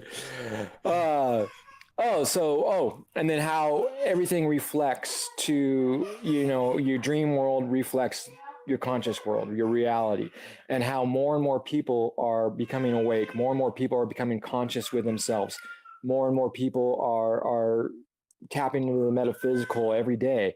And as that happens, you have different layers and different levels of consciousness, and you have people that have already been conscious or met themselves at that higher realm now are moving up another rung on that ladder to make room for the people that are becoming conscious below them and getting to that first step of the ladder. So you have some people that are at that first step, some people that may be at the 12th, 13th step of the ladder, and we move up and we make room for. So that's why when people become enlightened or awake or however you want to see it, they become so adamant about helping others become awake, because that evolution helps bring the whole global evolution, helps bring the whole global reality together as a whole, and helps the entire planet evolve and grow. Totally, dude. I love like the Jet Li thing, and I actually just wanted to bounce this idea past you and get your thoughts on it. But because I was thinking, like we think of ourselves as just like this one present moment version of ourselves, but what if it's not quite like that? Like, what if there actually is like a separate identity for a part of us in the future, a part of us in the past? What if there's a separate identity like every second? Like does it actually work that way? And yet we experience it as like this one consecutive thing. Again, this reality is incredibly like hyper dimensional. It creates this illusion of consistency and linear momentum, but it's not quite like that. It's like every single moment is its own, like, again, it's kind of like hard to put into words, but yeah, I'm kind of, do you feel that might be the case where like there's almost like a future version of ourselves, a past version of ourselves, and maybe even a version of ourselves from like a week ago that's actually like a different version of ourselves, and we could almost like meet them in the dream space? Do you think it kind of works that way? Could be. Definitely. I think you always have multiple timelines, and time is not linear. Time doesn't really exist. So it's all existing at once. It's all being at once, but they're just in different realms, different states or dimensions. And every day, the reality is every second of your life, you have decisions and things.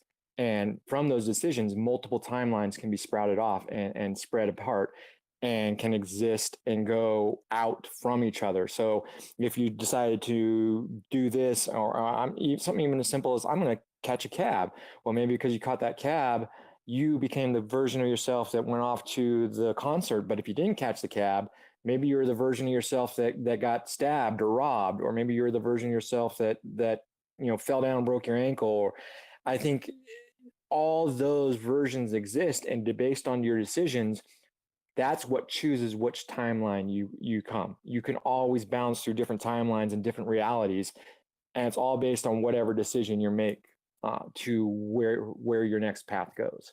I also think that there's possibility, and I know I've talked to people that have done it, and I think I've done it a couple times. You meet people that you just feel like are you. Might have another moment here where I just have to catch up with the glitch. We'll see. But yeah, definitely just kind of going off with Brian saying, I think more people are becoming aware of this. And I've even asked some questions. I was talking to myself. Keep going, Did I Brian. lose me again? Only for like Okay. 5 seconds. Go ahead. But different, yeah, you have different parts of yourself. And I think different parts of you can come to help you. Future versions of yourself could come help tell you things in your dreams. Past versions of you can come help tell you in dreams. I also think that, like, what if everything is existing and all these different timelines are existing, that version of you that decided to go this route and turn right instead of turn left, maybe your paths cross again later, and this person is kind of different version of you. So you're not recognizing them, and you're interpreting them in a different way, because your mind is not going to allow you to see yourself as yourself. So you see them as somebody else. You see them as a Brendan, or you see them as a Wolf, or you see them as a Valerie, but maybe they're just alternate versions of yourself that went to different paths. Mm-hmm. Fascinating. Yeah, I think again, like it's crazy to just try and wrap our head around the idea of like how reality turns itself into many realities by branching, and I think that's kind of the way it works. you look at the model of a tree, and if you study that, I think that will teach you a lot about time. So there will be points where it might be a single timeline, but then a single event causes that split, causes that branching, and then that's kind of like when like another parallel reality like opens up as a result of that event. So something like that. But yeah. Yeah, and that actually that's cool, because like talking about parallel realities, that's a good segue for me to talk a bit about my own dream story that I can share, which is like in theme with that. I did just want to be able to check in with Wolf, and thank you again, Brian. Wolf, did you have a dream story that you wanted to be able to share before we wrap up the broadcast? I do have something that I would like to share. I don't know if it's necessarily a story, so it won't be too long, but it's more so of just talking about my experiences with dreaming, and then a question that I have that if anyone would like to elaborate on, I would love some feedback. We'll do that in a second. I'll just share my story because it's really quick, and then we'll pass it over to you. Sounds good.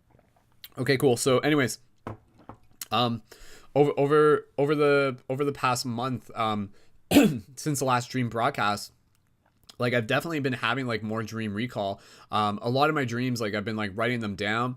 Some of them aren't like super fascinating, but every now and then there's like something that happens in one of my dreams that just like stands out in such a psychedelic way, in the sense of just I vividly remember the present moment of that dream. And that's where, again, I feel that, you know, my example in that can be something that other people can take note of, because I feel sometimes that happens where, you know, we'll kind of get like mundane dream after mundane dream, or we might recognize it as mundane, it might not actually be mundane.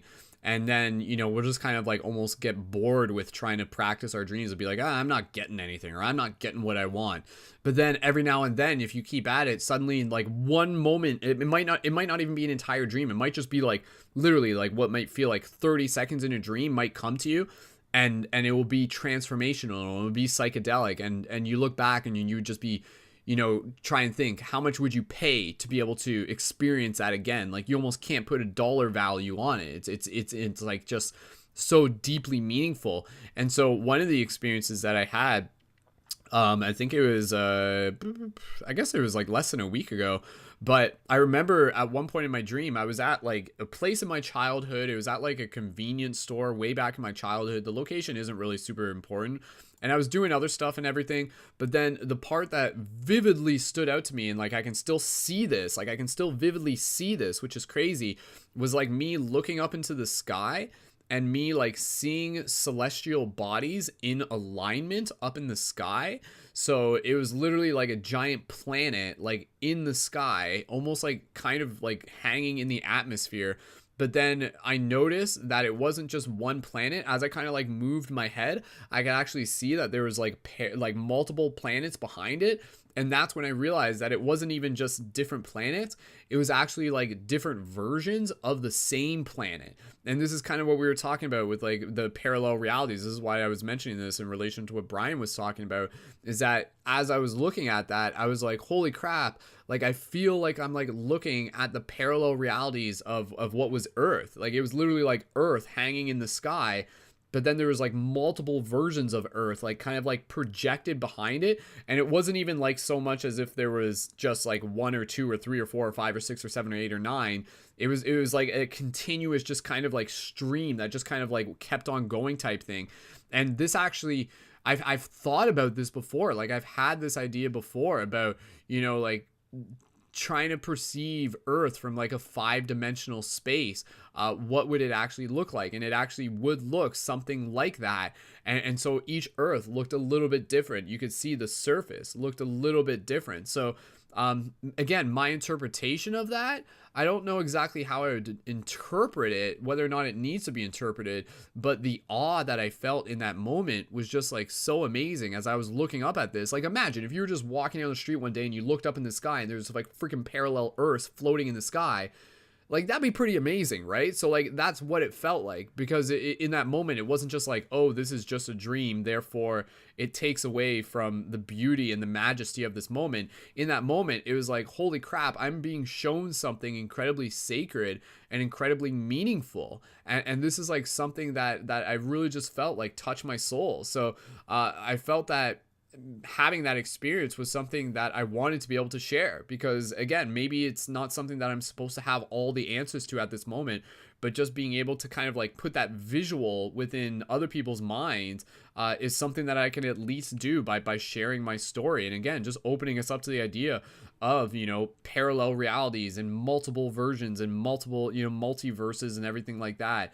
So as to whether or not, like, that's not necessarily something that we'll get too much into for this topic in today, but you know, I do feel that will be kind of a common theme that perhaps will become even more prevalent and relevant as we continue to evolve, as consciousness continues to expand.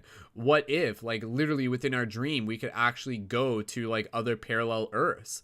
Like, what if that could actually happen? And what and are those parallel earths like literally happening simultaneously? And why are we in the one that we are in right now? Or why does it feel like we're just in the one that we're in right now, when in actuality there's like multiple versions of us existing simultaneously within these parallel realities? Again, it's kind of trippy, but I do think that these ideas are actually things that are starting to like pop up like more and more within the mainstream as well. I think it's something that is actually showing up within like the collective hive mind. So yeah, I just wanted to be able to share that. That was one dream experience that I was fortunate enough to have, and I'm happy to be able to share it. So cool. Okay, let's pass it over to Wolf, and then if anybody else has anything they want to share related to dream stories, we can do that, and then we'll move into our closing meditation, and then we'll wrap it up, and we'll go to sleep. Hooray!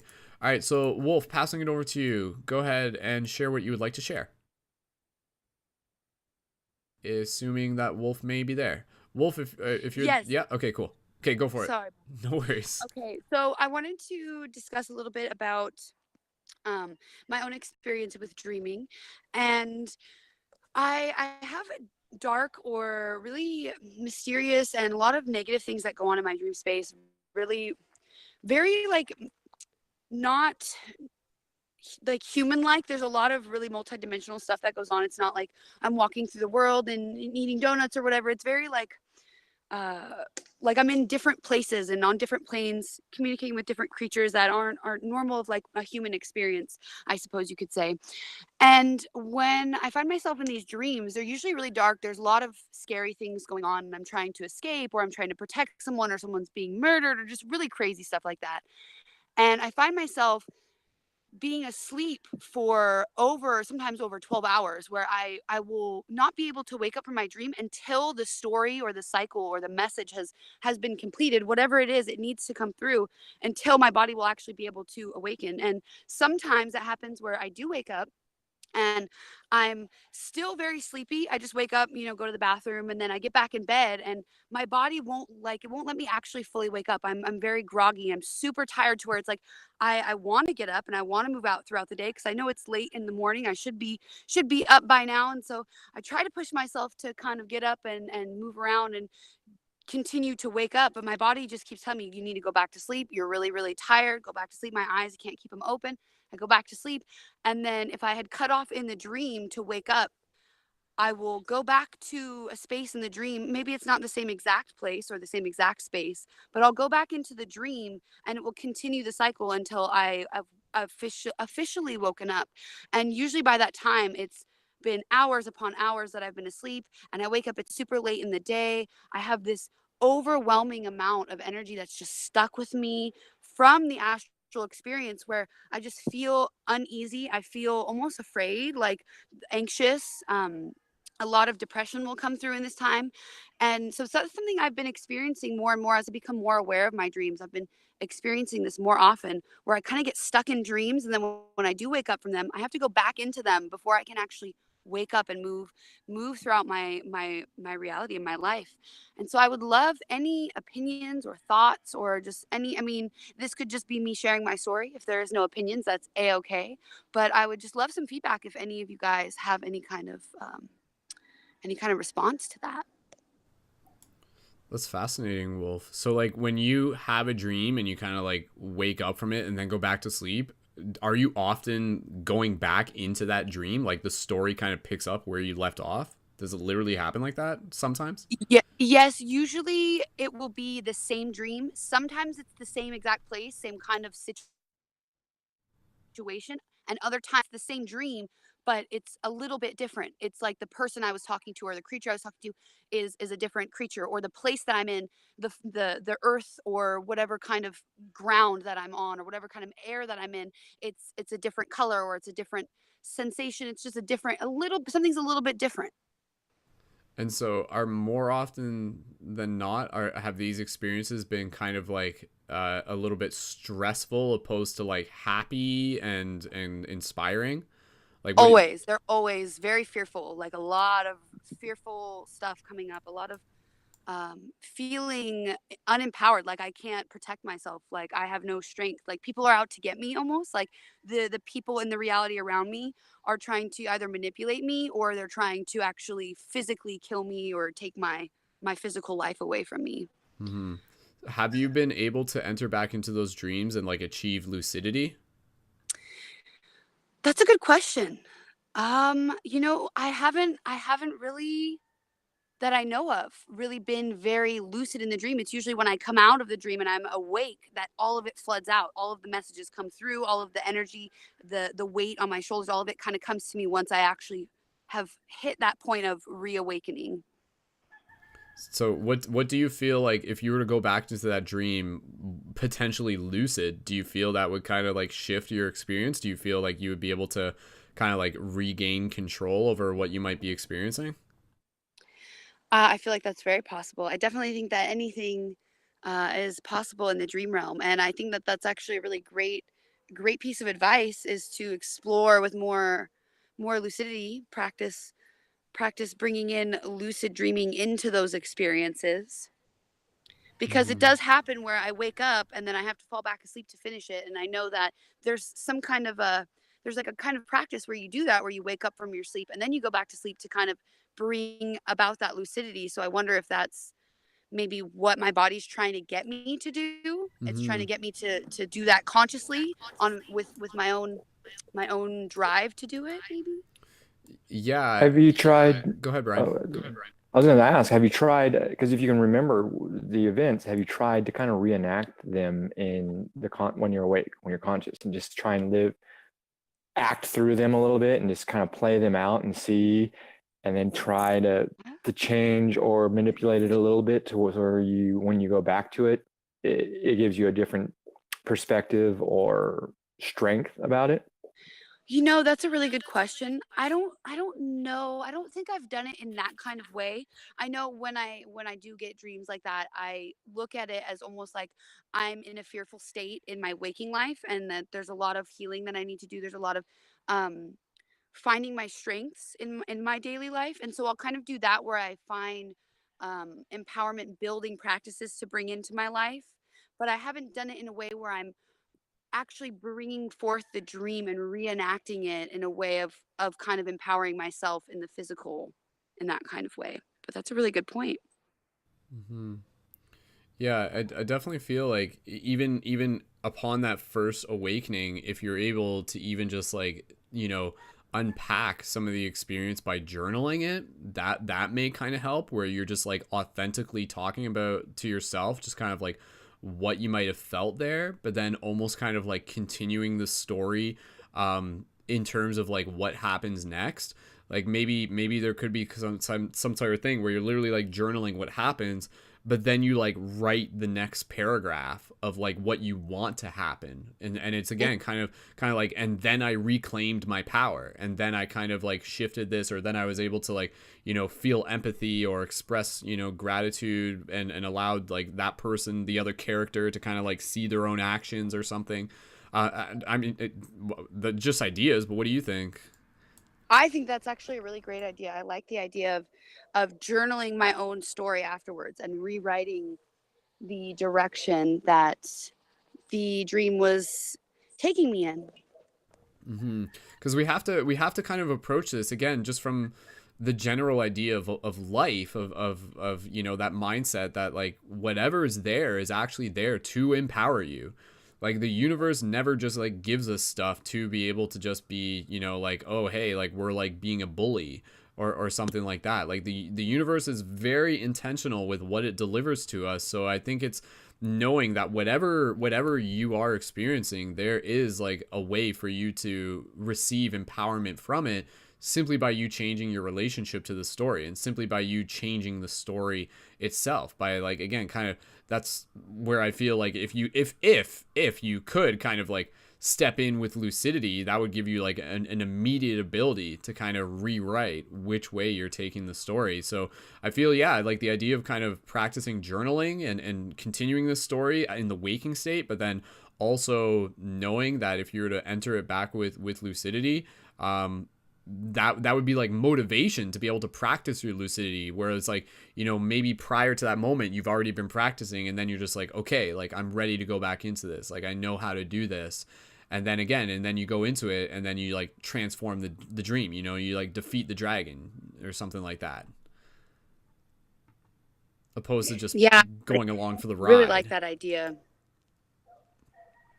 I mean, that's just kind of And like, I like to write a lot. go ahead. Writing is a place where I find a lot of healing. And so I think that that would be really empowering for me to, because I do journal my dreams sometimes, not as often as I'd like to, I will admit. But I think that it would be really empowering for me to write my own story, basically, after awakening, write my own version of what I want it to be, and then also still extracting the lessons that are coming through, extracting the messages, but allowing them to be received in a way where it's helping me to see deeper strengths within myself, instead of where I look at it as something where I'm losing my strength, or I should be fearful of it, just fearful of it in general. Mm-hmm. Yeah, and I know Arita, Peace Monkey, is just like commenting in the live chat. Yeah, just kind of like encouraging you to have. She's referring to it as a tell, and I think what she's referring to it as like some sort of way of being able to tell if you're dreaming. So again, like a totem or a reality check that you can do within your dream practice. Again, kind of like she's just reading her comment, like in the movie Inception, the spinning top. Hers is the sky that she says. So again, I think, like, do you have your kind of like reality check practices already in place, or is that something that you can still work more on? That is definitely something I could work more on. I do have little bits and pieces that I explore with, but it's not something that I've really been super consistent with. Again, something that I would like to do more than I do. And I think it's just finding that consistency, finding the discipline, kind of going back to what we were always talking about and waking up with Wolf, finding that discipline and that making that commitment to showing up for yourself in that way. Especially when you Mm-hmm. know something's affecting you so much, you can't really expect for things to shift if you're not willing to kind of open yourself to the steps and the milestones that it's going to take to make the change. Yeah, and again, like the way how I'm kind of perceiving this is that like the uncomfortableness of these experiences is more or less like forcing you to do something about it. You know, if and but that in itself is probably just like a catalyst to something bigger. Like what if like these uncomfortable scenarios are actually not forcing, but like putting you into the path where it's like, damn, I really got to work more on my lucidity practice. And then once you kind of like get through this chapter, your lucidity practice is actually going to serve like something like much more. It's going to serve, you know, an even bigger story. So, but in order for but maybe the universe is just like, well, you know, like this is one way that we know she's going to have to learn is by kind of like creating a path that is going to be, you know, it's like you can either like resist this and not develop it and continue to experience it, or you can be able to be like, or I can use this as a catalyst to reclaim my power and then actually just like develop a skill set that's going to go far beyond this moment. So I'd like to think that this is just like a catalyst for you to be able to like get more, like develop more lucidity within your dreams overall, which again will probably go far beyond this experience. And then if it does show up in the future, you'll be able to prove it to yourself as like as a test. You'll be like, oh, here it comes again, but this time like I'm prepared, I'm ready, I know what to do. So yeah, again, I see this as like a definitely an empowering opportunity, an empowering potential. So definitely kind of like giving you the choice to choose how you show up to it. So, but yeah, what do you think? Definitely. I definitely like the way that you worded that it's the universe's way of trying to get me to move more into my lucidity. Kind of like the universe has holds the awareness that this is where she's listening. This is where she's Mm-hmm. responding to it. Yeah. And she doesn't like it, so she's responding to it. And so that kind of gets me to move a little bit deeper. And so the awareness of the presence that's around us is trying to push me through that comfort zone, because it has the awareness that that's really where I'll listen because I'm uncomfortable. So, oh, she's paying attention now because she's uncomfortable. So maybe that's kind of the dynamic. I think so. If I were the universe, like that's probably how I would do it. You're right. Like it's just like how can I get her attention? Okay, let's get her to listen. How can we get her how can we get her to listen? By making her uncomfortable. Cuz otherwise it's just like yeah, like that, and that's the case with anything in life, you know? Like the uncomfortableness is actually just you also reflecting on the fact that you care about wanting things to be a certain way. So if you're adamantly just like, yeah, this isn't where I want things to be, then that's also calling you into action to be like, well, do something about it.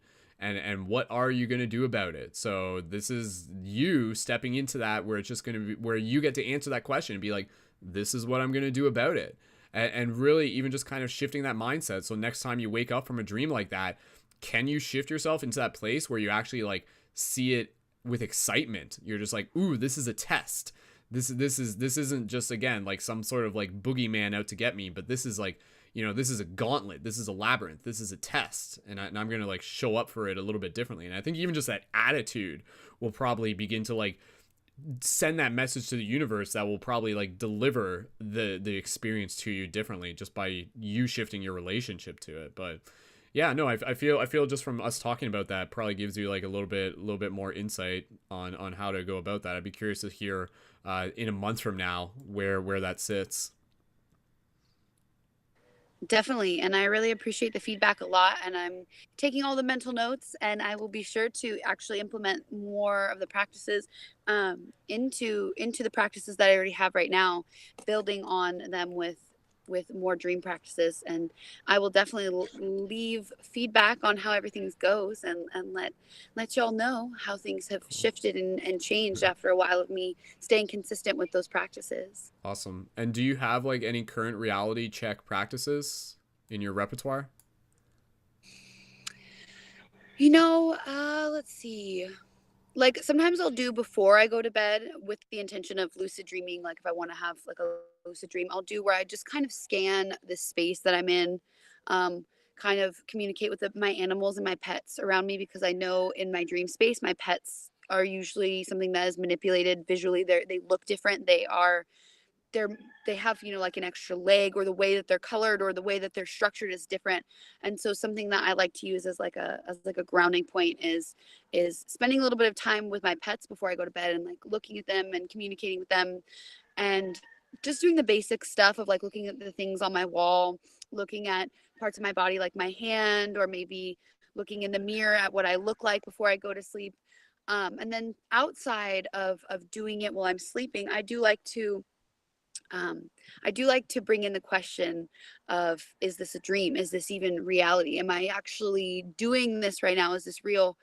And there was a point in my life where when I was in high school, I found myself questioning the world around me a lot, not because I was consciously doing it, but because I was going through such like a crazy time in my life where life didn't actually seem like it was really happening. I couldn't, the day before me, or the days that were happening previously, it seemed like they weren't real, like they didn't actually happen. So I started questioning, like, is this actually what I'm seeing? I felt like I had like a fog over my eyes as I was moving through my life. And so that's something that I like to kind of bring back into my practice, is like just asking myself, like, is this actually real right now? Am I actually holding this? Am I actually doing this? Is this a dream? Is this, is this reality dream? Just bringing in those questions and kind of scanning the world around me to kind of bring up the bigger idea of what is a dream, what is life. Mm-hmm. And those always usually kind of stream down or web down into deeper questions and deeper ways of looking at things, and deeper ways of moving myself, or exploring the world as if it is a dream, what can I do? How can I have more fun with it? How can I make it more like a magical play or a magical movie? And then moving through life Mm-hmm. from that lens of like, okay, now I kind of have an idea of what I can do to make it more magical. Now how can I implement that and actually bring it into life? And so those are Totally. some of the things that I use, but I'm sure there's probably a lot more that I could be implementing to actually to be more consistent with it and more disciplined. Yeah, yeah. I do think what you mentioned there though is a great practice. Just the idea of being able to bring more curiosity into our everyday lives. Really, really just simplifying it from that perspective. Asking questions, like you said, like, am I awake right now? Like looking at things in detail, investigating things, analyzing things, checking the ceilings on rooms, looking at clocks, just like really developing this habit where you're just like almost like this inner child curiosity kind of being brought to the surface. And then again, that leads over into the dream space, which can be great for triggering lucidity. But yeah, maybe even you might want to be able to like use a particular totem that's going to like help kind of trigger that curiosity. So keep a totem on you, some sort of object that's going to remind you to be curious, and then like carry that totem with you into the dream space potentially. So there you already got your third eye pine cone there. So that'd be a great object. So yeah, definitely. Cool. Well, definitely, Wolf. Thank you again for sharing, and for you and everybody else, I'm excited for your journey, for your story. It's unfolding exactly as it needs to, and your growth is our growth. So thank you for showing up again. Appreciate it. So Well, thank you for holding the space for us. It's greatly appreciated on my end as well. awesome.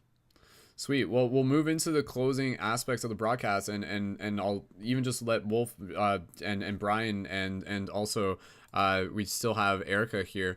If anybody here would want to just be able to share any sort of like closing thoughts, and also any particular advice that they might want to be able to share with the audience for the listening community, please feel free to do that. So before we move into our meditation, Wolf, any sort of like closing thoughts to go out on for the people who are listening to this? I don't have a piece of advice. I do have a question, which might also be something that other people are curious Okay. about as well, experiencing it. So I have a friend who is here with me, and she wanted me to ask about when you have a lucid dream, you become lucid in the dream, and then you wake up physically, you're awake, but you are having paralysis where you can't move your body. What does that possibly mean? What can we do to bring ourselves back into our bodies? Just anything that comes to you guys from that question or those words, please elaborate. Sure. Yeah, I think that's definitely like a good topic to be able to hit upon. I don't know how deep. Well, like I feel like that could literally probably like open up into like another 20 minutes of discussion. But definitely, since it's been brought up, I'll just answer it, and then if anybody else, Brian, if you probably have something that you would be able to talk about on this. But again, very simply, like in terms of sleep paralysis, from a scientific point of view, it's basically a moment where your body is asleep and your mind is awake. So I think one of the first things that you need to do when you're experiencing sleep paralysis is to do your best to relax, and to do your best to be able to understand that this is actually like not some sort of, demonic encounter or something that you need to be incredibly scared about. It can be jarring. It can definitely be something where you're just like, whoa, this feels really freaking weird. But at the same time, simply by understanding that it's just like, oh, it can almost become comical where it's like, okay, like I'm in sleep paralysis right now. Like basically my mind is awake and my body is asleep. So if anything, you can just kind of like do your best to even observe it, and to practice just kind of like bringing awareness to your breathing.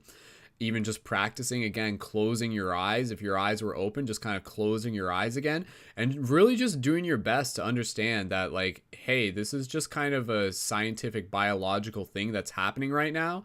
And it's not actually something that you have to be freaked out about. No doubt it can be something that can freak people out, but you don't actually have to freak out about it. Like, it's not actually like something that like inherently is bad, or is inherently something that like means that you've, like, you know, done something wrong, or you've like passed a threshold, or something like that. And again, a lot of people will experience sleep paralysis with also like kind of very uncomfortable situations, but it can be something where it could also be a great opportunity to be able to bring awareness into the experience and to really just observe it as data.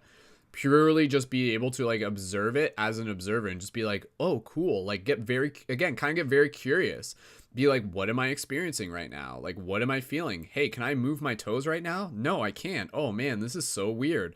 What does the ceiling look like? Am I still in a hypnagogic state? What happens if I like kind of like intentionally try to manifest something with my mind? Can I like imagine like a ball of light floating in front of me?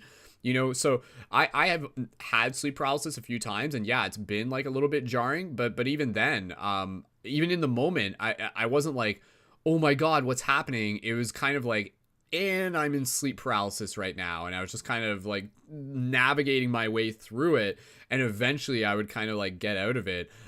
So it could be something where you just really just use it as a chance to almost kind of meditate on that experience. And as counterintuitive as that may be, to think that the first thing you should do when you're having sleep paralysis is to relax, it may work, but again, I think that's one of those things where it's going to be different for everybody.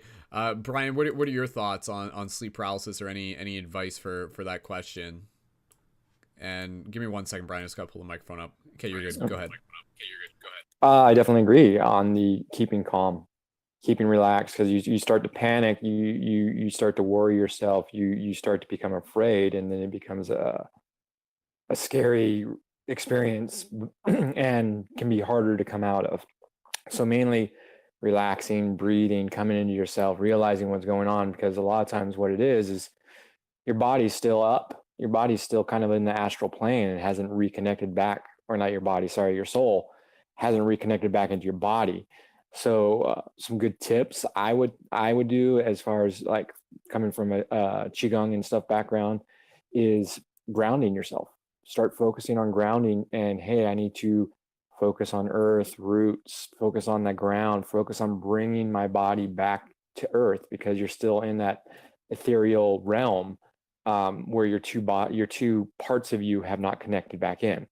So breathing, staying calm, staying relaxed, being aware of what's going on, so you're not fooling yourself either, but then grounding and breathing and staying calm and allowing yourself to come back into itself, and kind of just calling your spirit, your soul back into your body. Yeah, it's interesting. It's an interesting way to approach it too, from that idea of like thinking of it as like the soul kind of still being like somewhere not fully in the body.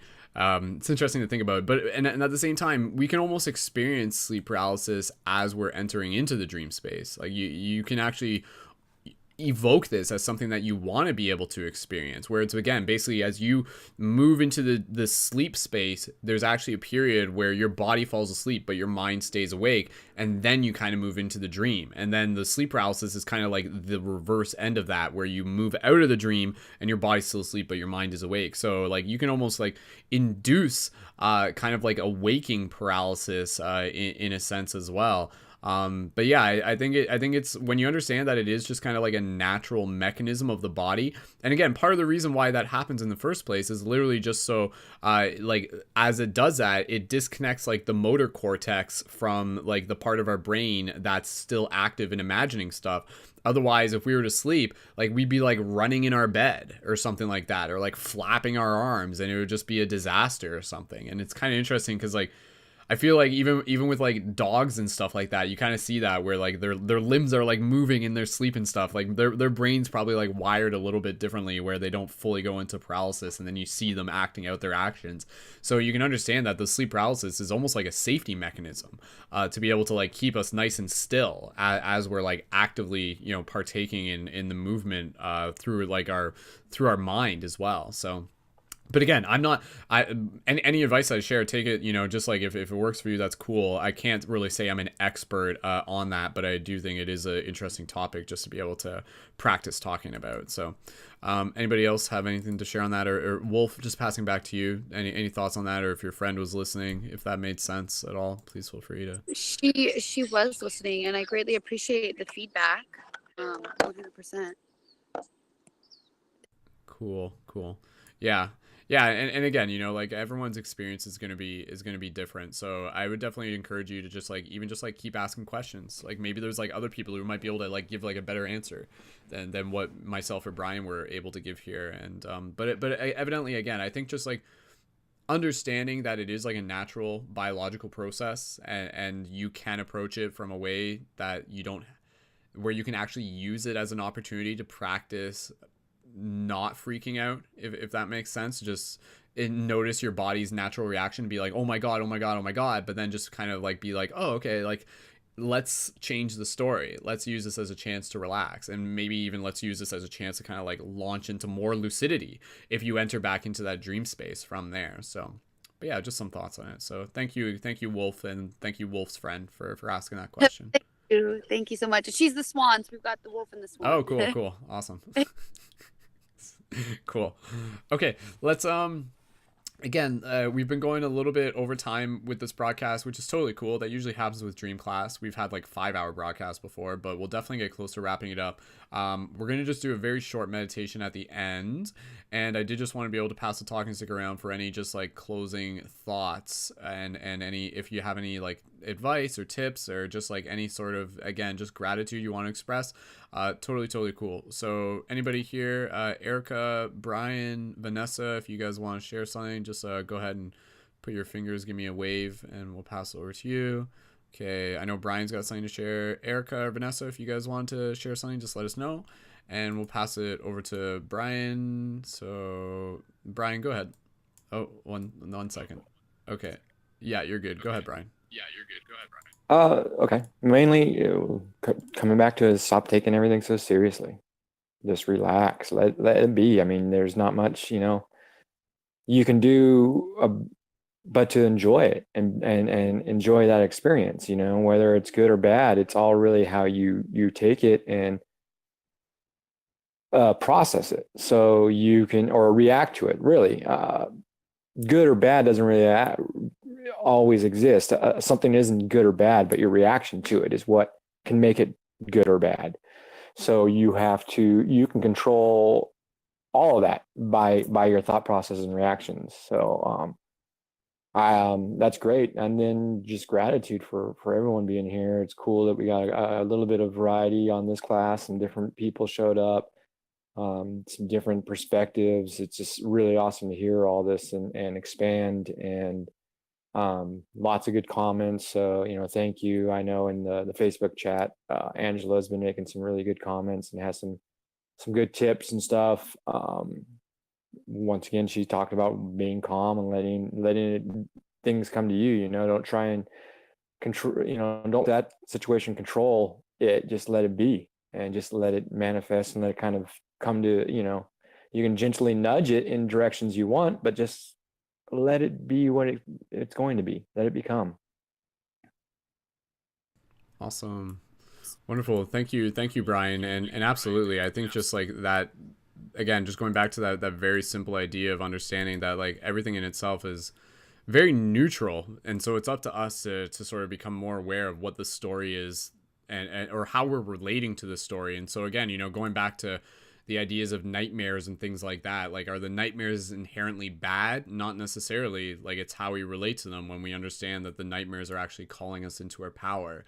Is sleep paralysis bad? Not necessarily. It too can call us into our power and everything like that. So Again, thank you, Brian. And yeah, I know there's been some comments on the Facebook chat. For those of you watching on the Facebook, just take a note to be able to jump into the YouTube in the future, and we'll definitely be able to see your comments through the YouTube chat. But if Facebook is the best option for you, that's totally cool. So thank you to Angela, and also thank you to Christina, who has been tuning in on the Facebook. And again, be sure to jump over to the YouTube for this and future broadcasts at youtube.com/skullbabylon, or tune in for this and any live broadcast at paradigmshiftcentral.com/live, or just go to paradigmshiftcentral.com and then go to the Nexus. Either or will connect you there as well. So again, just getting close to wrapping this up, as I just take a moment here to make sure that the broadcast is still not crashing. Sometimes the Google Hangout lags.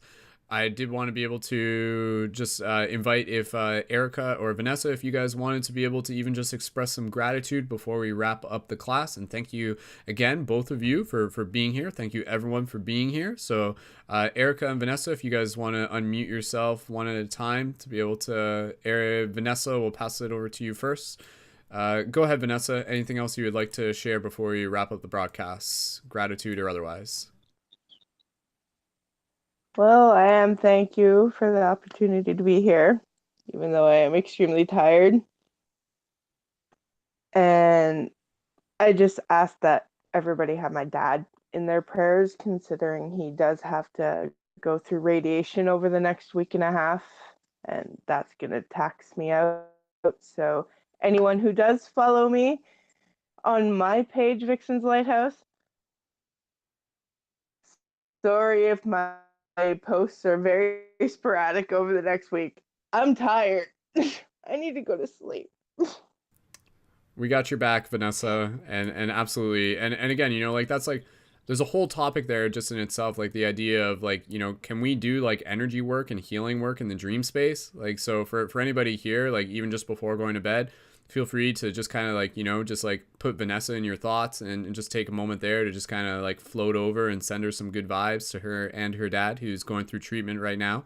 And again, I think that's a beautiful thing where, you know, us as a community, like in moments where healing needs to occur, that again can be an opportunity for us to be able to be called into our power as healers.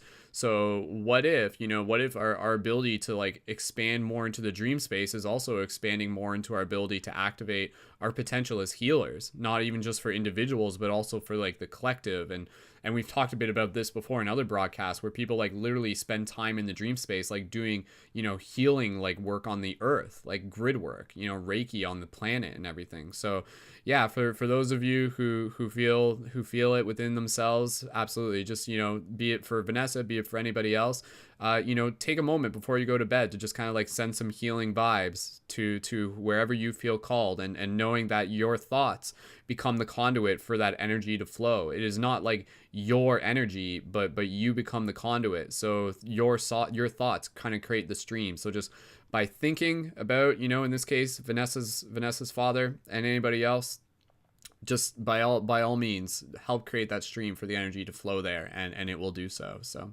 thank you again, Vanessa, for being here, and thank you for sharing on this broadcast as well. So appreciate it. Cool. And wishing you a good rest tonight and for the week. So cool. And also checking in, Erica, if you want to be able to share anything before we wrap up the broadcast, any thoughts, gratitude, by all means, go ahead. And yeah, you should be good to go, Erica, when you're ready. Yeah. Yep. So yeah, I just want to say thank you very, very much for inviting me to be here. I'm going to see if I can remember more of my dreams.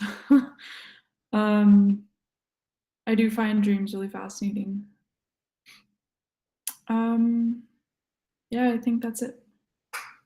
Cool. Awesome. Absolutely. And I'm glad to hear that, again, just by being in this circle, by being in this broadcast, I'm sure it inspires you and others to just be like, oh, okay, yeah, you know, like maybe I haven't thought too much about, you know, developing a dream practice, but maybe I can. And again, and also doing it from a very altruistic point of view. A lot of people might think that, you know, learning about dreams and trying to get lucid dream and trying to learn how to fly and shoot lasers out of your face and stuff like that, it can sound like a very sort of fantastical, almost like selfish, appeal to it. And sometimes I think lucid dreaming is actually sort of sold that way, where it's like, hey, do you want to like have sex with any sort of fancy celebrity that you want? Like people will literally, say like, oh, then you should learn how to lucid dream. But from a higher perspective, I think there's a lot more that we can do within our dreams. And so for Erica and for everybody here, I think simple advice, practice putting your phone not immediately within arm's reach, or if it is within arm's reach, just practice your willpower to not grab it right away first thing in the morning. Lay there in bed and have your dream journal and just practice writing down, not even just like literally just words and feelings or symbols, anything that can kind of come to you. Focus on even just on feelings. That in itself can be something that's a little bit more accessible. And then you flex that like a muscle, and do that for like a week, and you'll start to notice the difference. And again, that's also sending out the signal to the universe that you're paying attention, and do that in terms with like in tandem with other things like meditation and just like bringing more curiosity and listening to more podcasts or reading more books about dreams and just like watching things that are going to inspire your imagination. All of these things definitely add up. So again, thank you everyone for showing up and for putting in the work and for leveling themselves up within the game. It is greatly appreciated. And again, the work that we're doing here definitely goes far beyond just this broadcast alone. So much appreciated. So with that said, let's move into a very short closing meditation.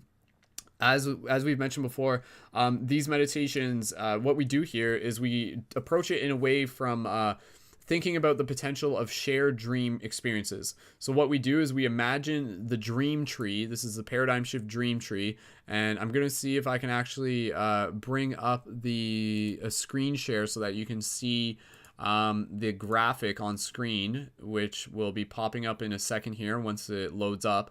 And so for those of you who have seen like the graphic on the broadcast before, you'll know what I'm talking about. So this graphic, for those of you listening on the podcast, you've probably seen the graphic anyways. But again, imagine like a tree in a field, and then like the paradigm shift, the sigil floating over top of it. And what we're going to do, we're going to go to this dream tree. We're going to connect with it heart to heart. We're going to have a moment here. And then we're going to kind of like sit ourselves down. And then we're going to create this narrative where we're returning to this tree and we gather around at this tree. And people have already met at this tree.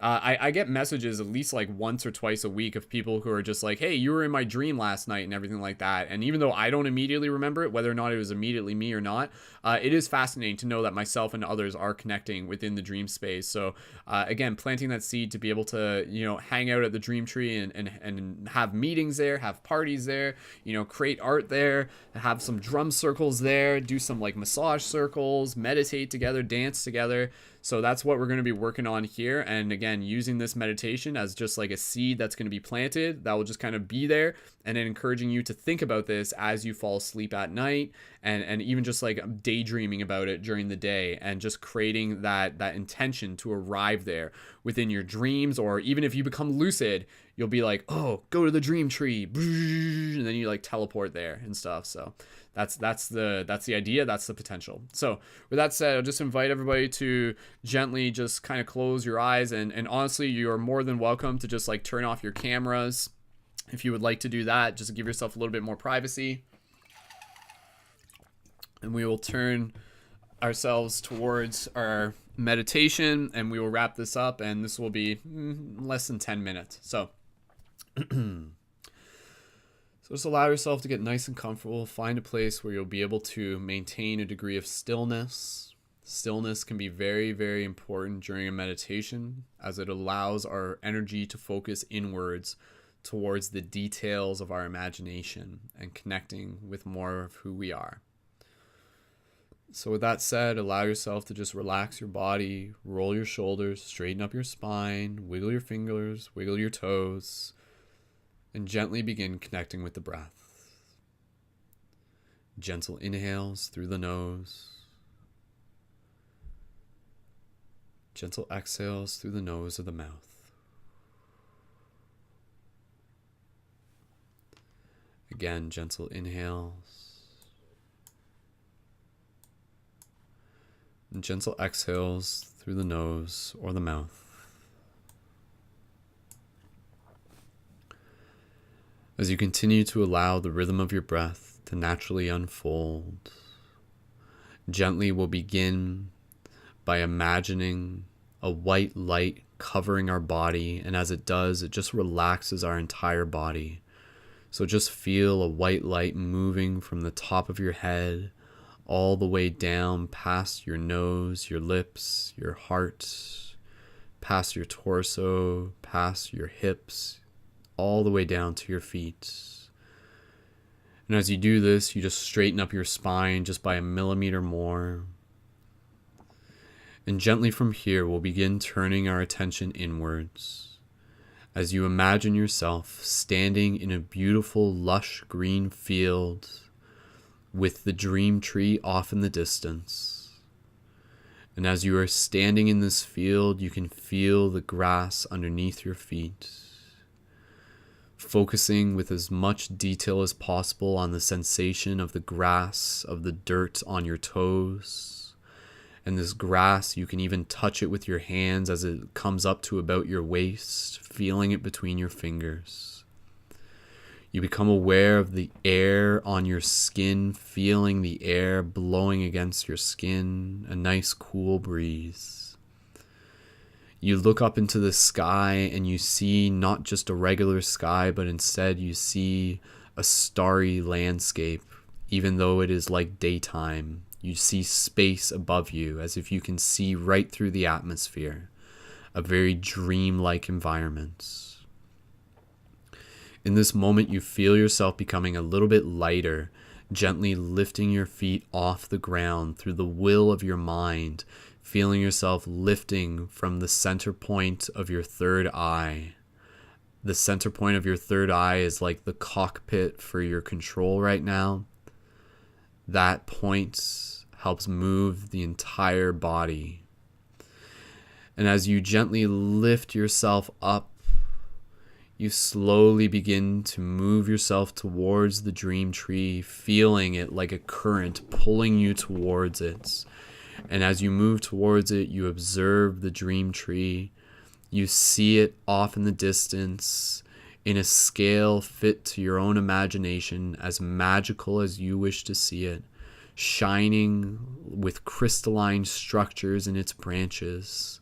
And above the tree, you see the paradigm shift sigil floating and pulsating, sending out a signal, sending out a wave, sending out light like a beacon, calling all dreamers, calling all shifters, calling all light guardians, bringing them home to this space together. And as you approach this tree, you see other people around it, gathering in community, hanging out together, giving each other massages, having conversation, meditating, dancing, making art. And you gently begin to bring yourself back down onto the grass as you approach the tree, feeling the exact moment when your toes touch the grass again. You are now standing underneath the dream tree. You look up and you see the magnificent structure of its branches. Again, this is more than just a regular tree. In this space, you can see the energy of it. As if your third eye is opening up, you can see the aura of the tree. You see the tree shining like a crystal. And you walk towards the tree and you pay attention to the exact moment when your fingers make contact with the tree, feeling the bark on your hands. And as you do this, you bring yourself closer up to the tree. You bring yourself with your arms around the tree, giving the tree a hug. And as you do this, you take a big, gentle breath. Inhale as you breathe in the energy of the tree. And a big exhale, breathing out, yet also pouring your love into this tree as well. So with each inhale, you receive energy from the tree coming up from the roots. And with each exhale, you pour a bit of your love into this tree. You are the tree, feeling the intimate connection you share with it. Allowing yourself to just be in this moment of serenity and of peace, feeling your heart chakra opening up a little bit, your third eye opening up a little bit. And in this moment, literally just allowing yourself to connect with this tree, knowing that in doing so, it will allow you to establish a path back to it, establish a relationship to it within your heart. And as you hug this tree, you feel an immense sense of familiarity, a sense of belonging, a sense of a familiar feeling, an overwhelming sensation of love. And so you breathe here for a few more minutes, continuing to breathe in the essence of the tree while also pouring your love into it. And as you do this, you crystallize the tree. By literally focusing on it in this moment, you help make it tangible within this shared space of our imagination. As long as one person continues to remember that this tree exists, then it will exist. And so as many of us continue to focus on this connection, it becomes more real. It becomes more accessible. It becomes a portal for us to be able to arrive through. Take another breath here, deep, gentle inhale, feeling the energy moving up through your feet, all the way up through your body, up through your crown. And you exhale, feeling the energy moving out from your chest back into the tree. Slowly, you will begin to release your arms from the tree if you have been hugging it, and then feeling the call to turn around and gently position yourself at the base of the trunk, sitting in lotus position, imagining the tree running up your spine. So now you have your back to the tree and you feel the strength of the tree connected to your spine. You feel its roots as if they are your roots. You feel its branches as if they are your branches. And as you breathe into this moment, you once again just continue to establish your connection here, simply filling yourself with peace, filling yourself with serenity, creating this moment of connection and deep love. In doing so, this connection continues to grow. In doing so, you allow yourself to return back to this tree at any moment within your day simply by thinking about it. And also within your dreams, you will feel called to it, capable of returning to it within any moment of lucidity or otherwise. And so as you continue to sit here at the base of the tree, we'll just take a few more breaths before we conclude this meditation. So allow yourself to receive any wisdom from the tree. Perhaps there are words that will be spoken to you. And also allow yourself to be able to express any words that you would like to be able to encode into the tree.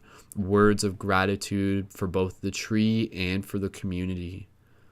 So take a moment here in your own silence as you continue to connect with your breath, imagining yourself sitting at the base of this dream tree, even imagining yourself looking up at the branches in awe.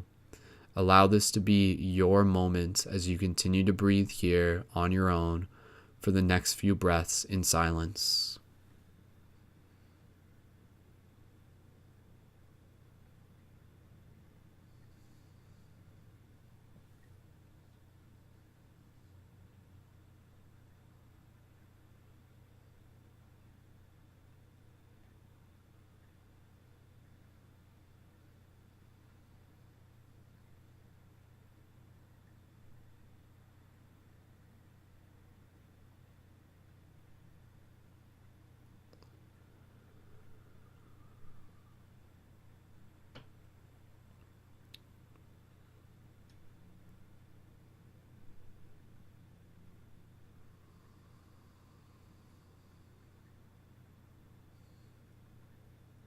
Couple more breaths here on your own.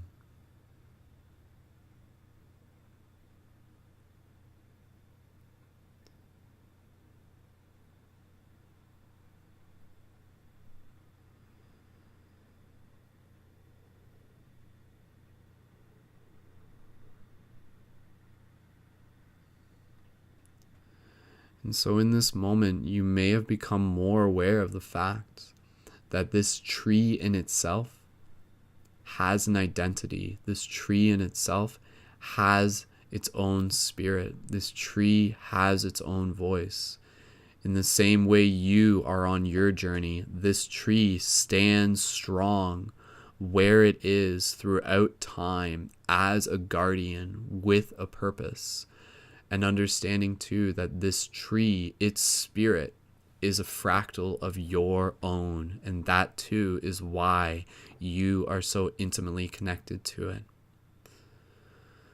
So take another moment here as we conclude this meditation to continue to imagine yourself at this base of the tree, looking up in awe, feeling the connection, seeing the people around you in celebration, and allowing this image, this memory to stay with you, and knowing that a part of you will continue to remain at the base of the tree. And so, as you shift out of this meditation, you will be able to return back to it because you are still there. So allow yourself to receive any more from this moment of inspiration, any gifts, any wisdom from the tree, express any final words of gratitude, get very friendly with it and just be like, thanks, dude, you're the best. Thanks for standing so tall and being such an awesome tree. I love you so much. You're the best. And thanks for reminding me of how powerful I am.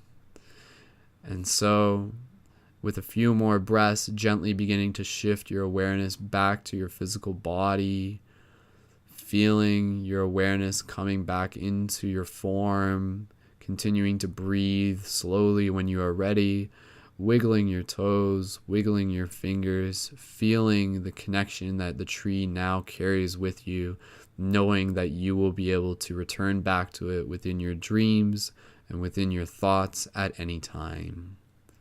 When you are ready, slowly as you continue to return back to your body, gently open your eyes and return your awareness to the space around you. Aho.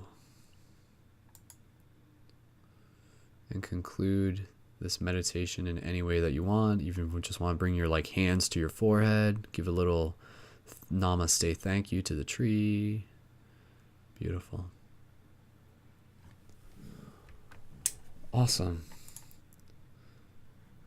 Well, welcome back, everyone, from another fantastical journey to the dream tree. Here we are once again. So, again, let's use that little meditation to be a meditation that you can carry with you. So throughout the day, I really encourage you, throughout your practice, just be like, have I thought of the dream tree today? Maybe you want to set an alarm during your day where it's okay, at 3:33 p.m., I'm going to take 5 minutes to imagine the dream tree, sort of thing, go for it. We can all do that together. So thank you again, everyone, for being a part of this broadcast. We'll pass the talking stick around just one more time if anybody had any thoughts that they would want to share following the Dream Tree meditation. And then I'll mention a couple things before we wrap up this broadcast in terms of how you can get connected further with the team for those of you who are interested in joining on future on-air broadcasts, who want to get involved with our core team, and other options as to how you can support, such as through the Patreon and all that good stuff. So I'll just open up the microphone here, and we'll allow anybody else to be able to just share any thoughts that they would like to from that little meditation. And again, just ending it off with any gratitude that you would also like to be able to express for the people who have been a part of this broadcast, everyone listening. So anybody, and again, I'm not expecting anybody to say much. If you guys are still just totally quiet, that's totally cool. Brian, was there anything that you want to share? Not to put you on the spot, but I know you usually do have something to say. Brian, if you would like to share anything. One second, I just got to pull up your microphone. Go ahead. Okay, you're good, dude. Just thanks to all of your guys' energy. It was good to visit with you guys at the tree. I hope to see you all again out there. It's a awesome place because collectively, that's how we're going to change the world. Is once we unify and come together. Got a lot of beautiful people in this group and a lot of beautiful people watching. I'm saying, join us. Not not like the dark side, but come on. We got to unify. That's where the strength's going to come, is coming together and being that community and having that unconditional love. So I got that for all you guys, and I loved sharing that space with you and sharing that energy with all of you. So namaste to everyone.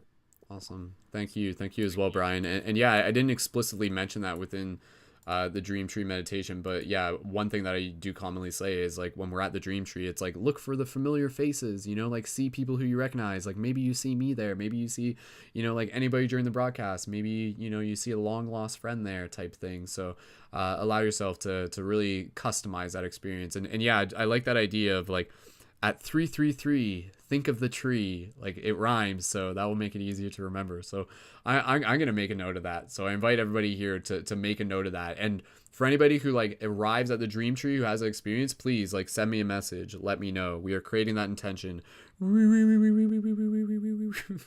It's out there, man. It's out there. Okay, cool. All right, let's anybody else? Everyone's got their we got a few light guardian crystals on the broadcast right now. Brian's got his too. And anybody else? Oh yeah, so we've got quite a few. We got three out of five people have their light guardian crystals during the broadcast. We're so weird. Okay. Anybody else who wants to share anything before we wrap it up?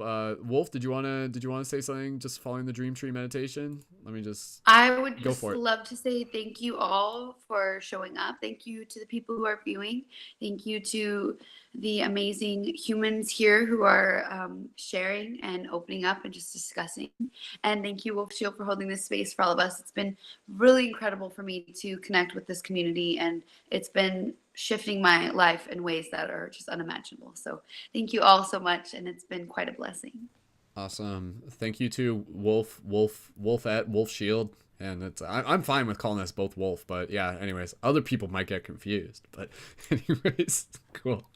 Wolf, thank you again. I really appreciate it. And for those of you who are just like, who didn't hear before, like Wolf and I, we first connected like at the Lucidity Festival a few years back after she watched the Journey to Lucidity movie, which brought her to the festival, which is where we connected.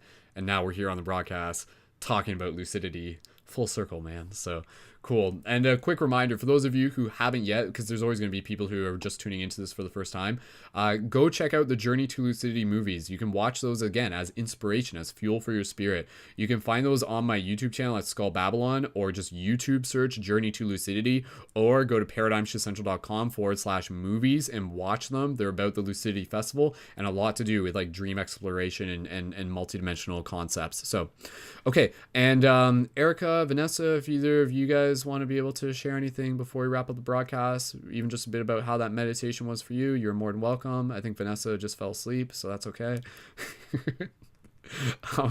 Erica, did you want to share anything? Yeah, okay, go ahead, Erica. All right, thank you. I like the 333 think of the tree. Yeah, I envisioned a specific area for the tree, actually.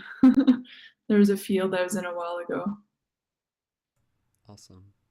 Yeah. Beautiful. Yeah, and I like that. I like that. Like the tree is going to be like a little bit. It's customizable, right? So we like every tree is going to kind of be different, but the same for everyone. So yeah, well, that's wonderful.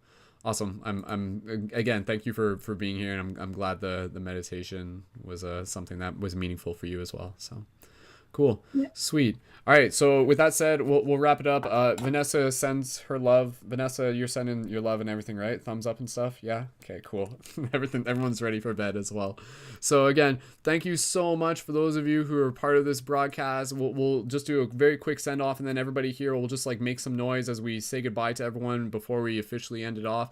But again, for those of you who are tuned in, if you haven't yet, please feel free to check out more at paradigmshiftcentral.com. We did some updates on the website, so if you go to the main Nexus, you will find all the past broadcasts really accessible, plus lots of community content, the team Instagrams, all sorts of stuff for you to be able to explore and get inspired by. Also, when you go to the main website, on the main landing page, if you follow the signal, that will take you to the application process for the shifter pass, which is how you apply to be able to get connected with our core team, which is our inner private membership, which allows you to get access to ongoing broadcasts on air, such as this one and other team roundtables in the future, plus our team Discord private server and all sorts of other cool things to be able to help assist you in leveling up as a shifter and just being around a team of inspirational, supportive people. But again, everybody within the community is a part of the community. So for you listening to this, you are a part of that bigger team. And a reminder that you can also support on Patreon. Help us reach 200 active supporters on Patreon by contributing any sort of monthly amount at patreon.com/Brendan Culleton. It can be $1, it can be $10, it can be $1,000. Either or, any is equally appreciated, and that will give you access to exclusive content that is going to be coming your way, including my live audio broadcast of us reading The Alchemist, which I'm going to be doing in the future, so stay tuned for that. That's going to be really, really fun.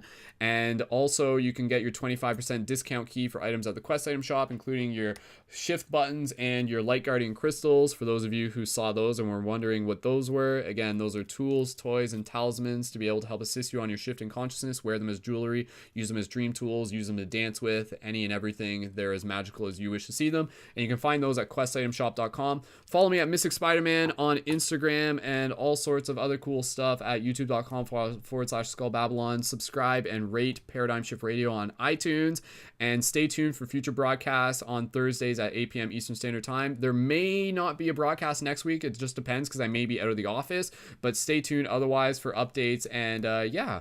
Other than that, thank you again, everyone. Please feel free to share this with your friends. Simply you sharing it is a great way to be able to help support. And again, take what we learned in this broadcast, apply it, allow yourself to deepen your practice, allow yourself to put out that intention, and the universe will respond and allow us to come back here in a month so that we can talk about all the amazing things that we've been continuing to experience through our shared dreaming practices together as a team. So thank you for showing up, for doing the work, and for helping shift the paradigms. So with that said, my name is Brendan, aka Skull Babylon, aka Mystic Spider-Man, and this has been another wonderful, exciting episode of Paradigm Shift Dream Class. Thank you so much for tuning in. Everybody here, please feel free to join me in making some noise and sending love to all the people tuned into this broadcast. We love you guys. Drop some comments if you watch this in the future. Woo, woo, woo. Thank you so much. Much love.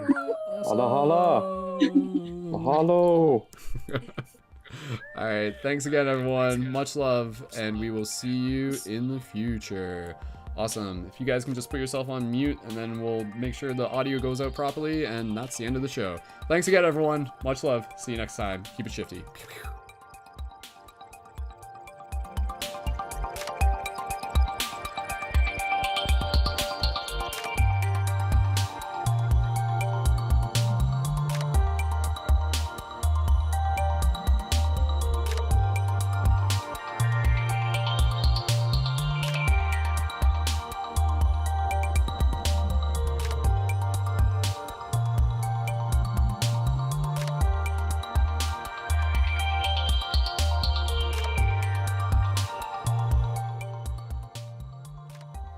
Special bonus thank you again to our friend Danny Leonardo, whose music is featured at the beginning and end of this broadcast. Be sure to check out more of her work using the links in the YouTube info. Thank you, Danny.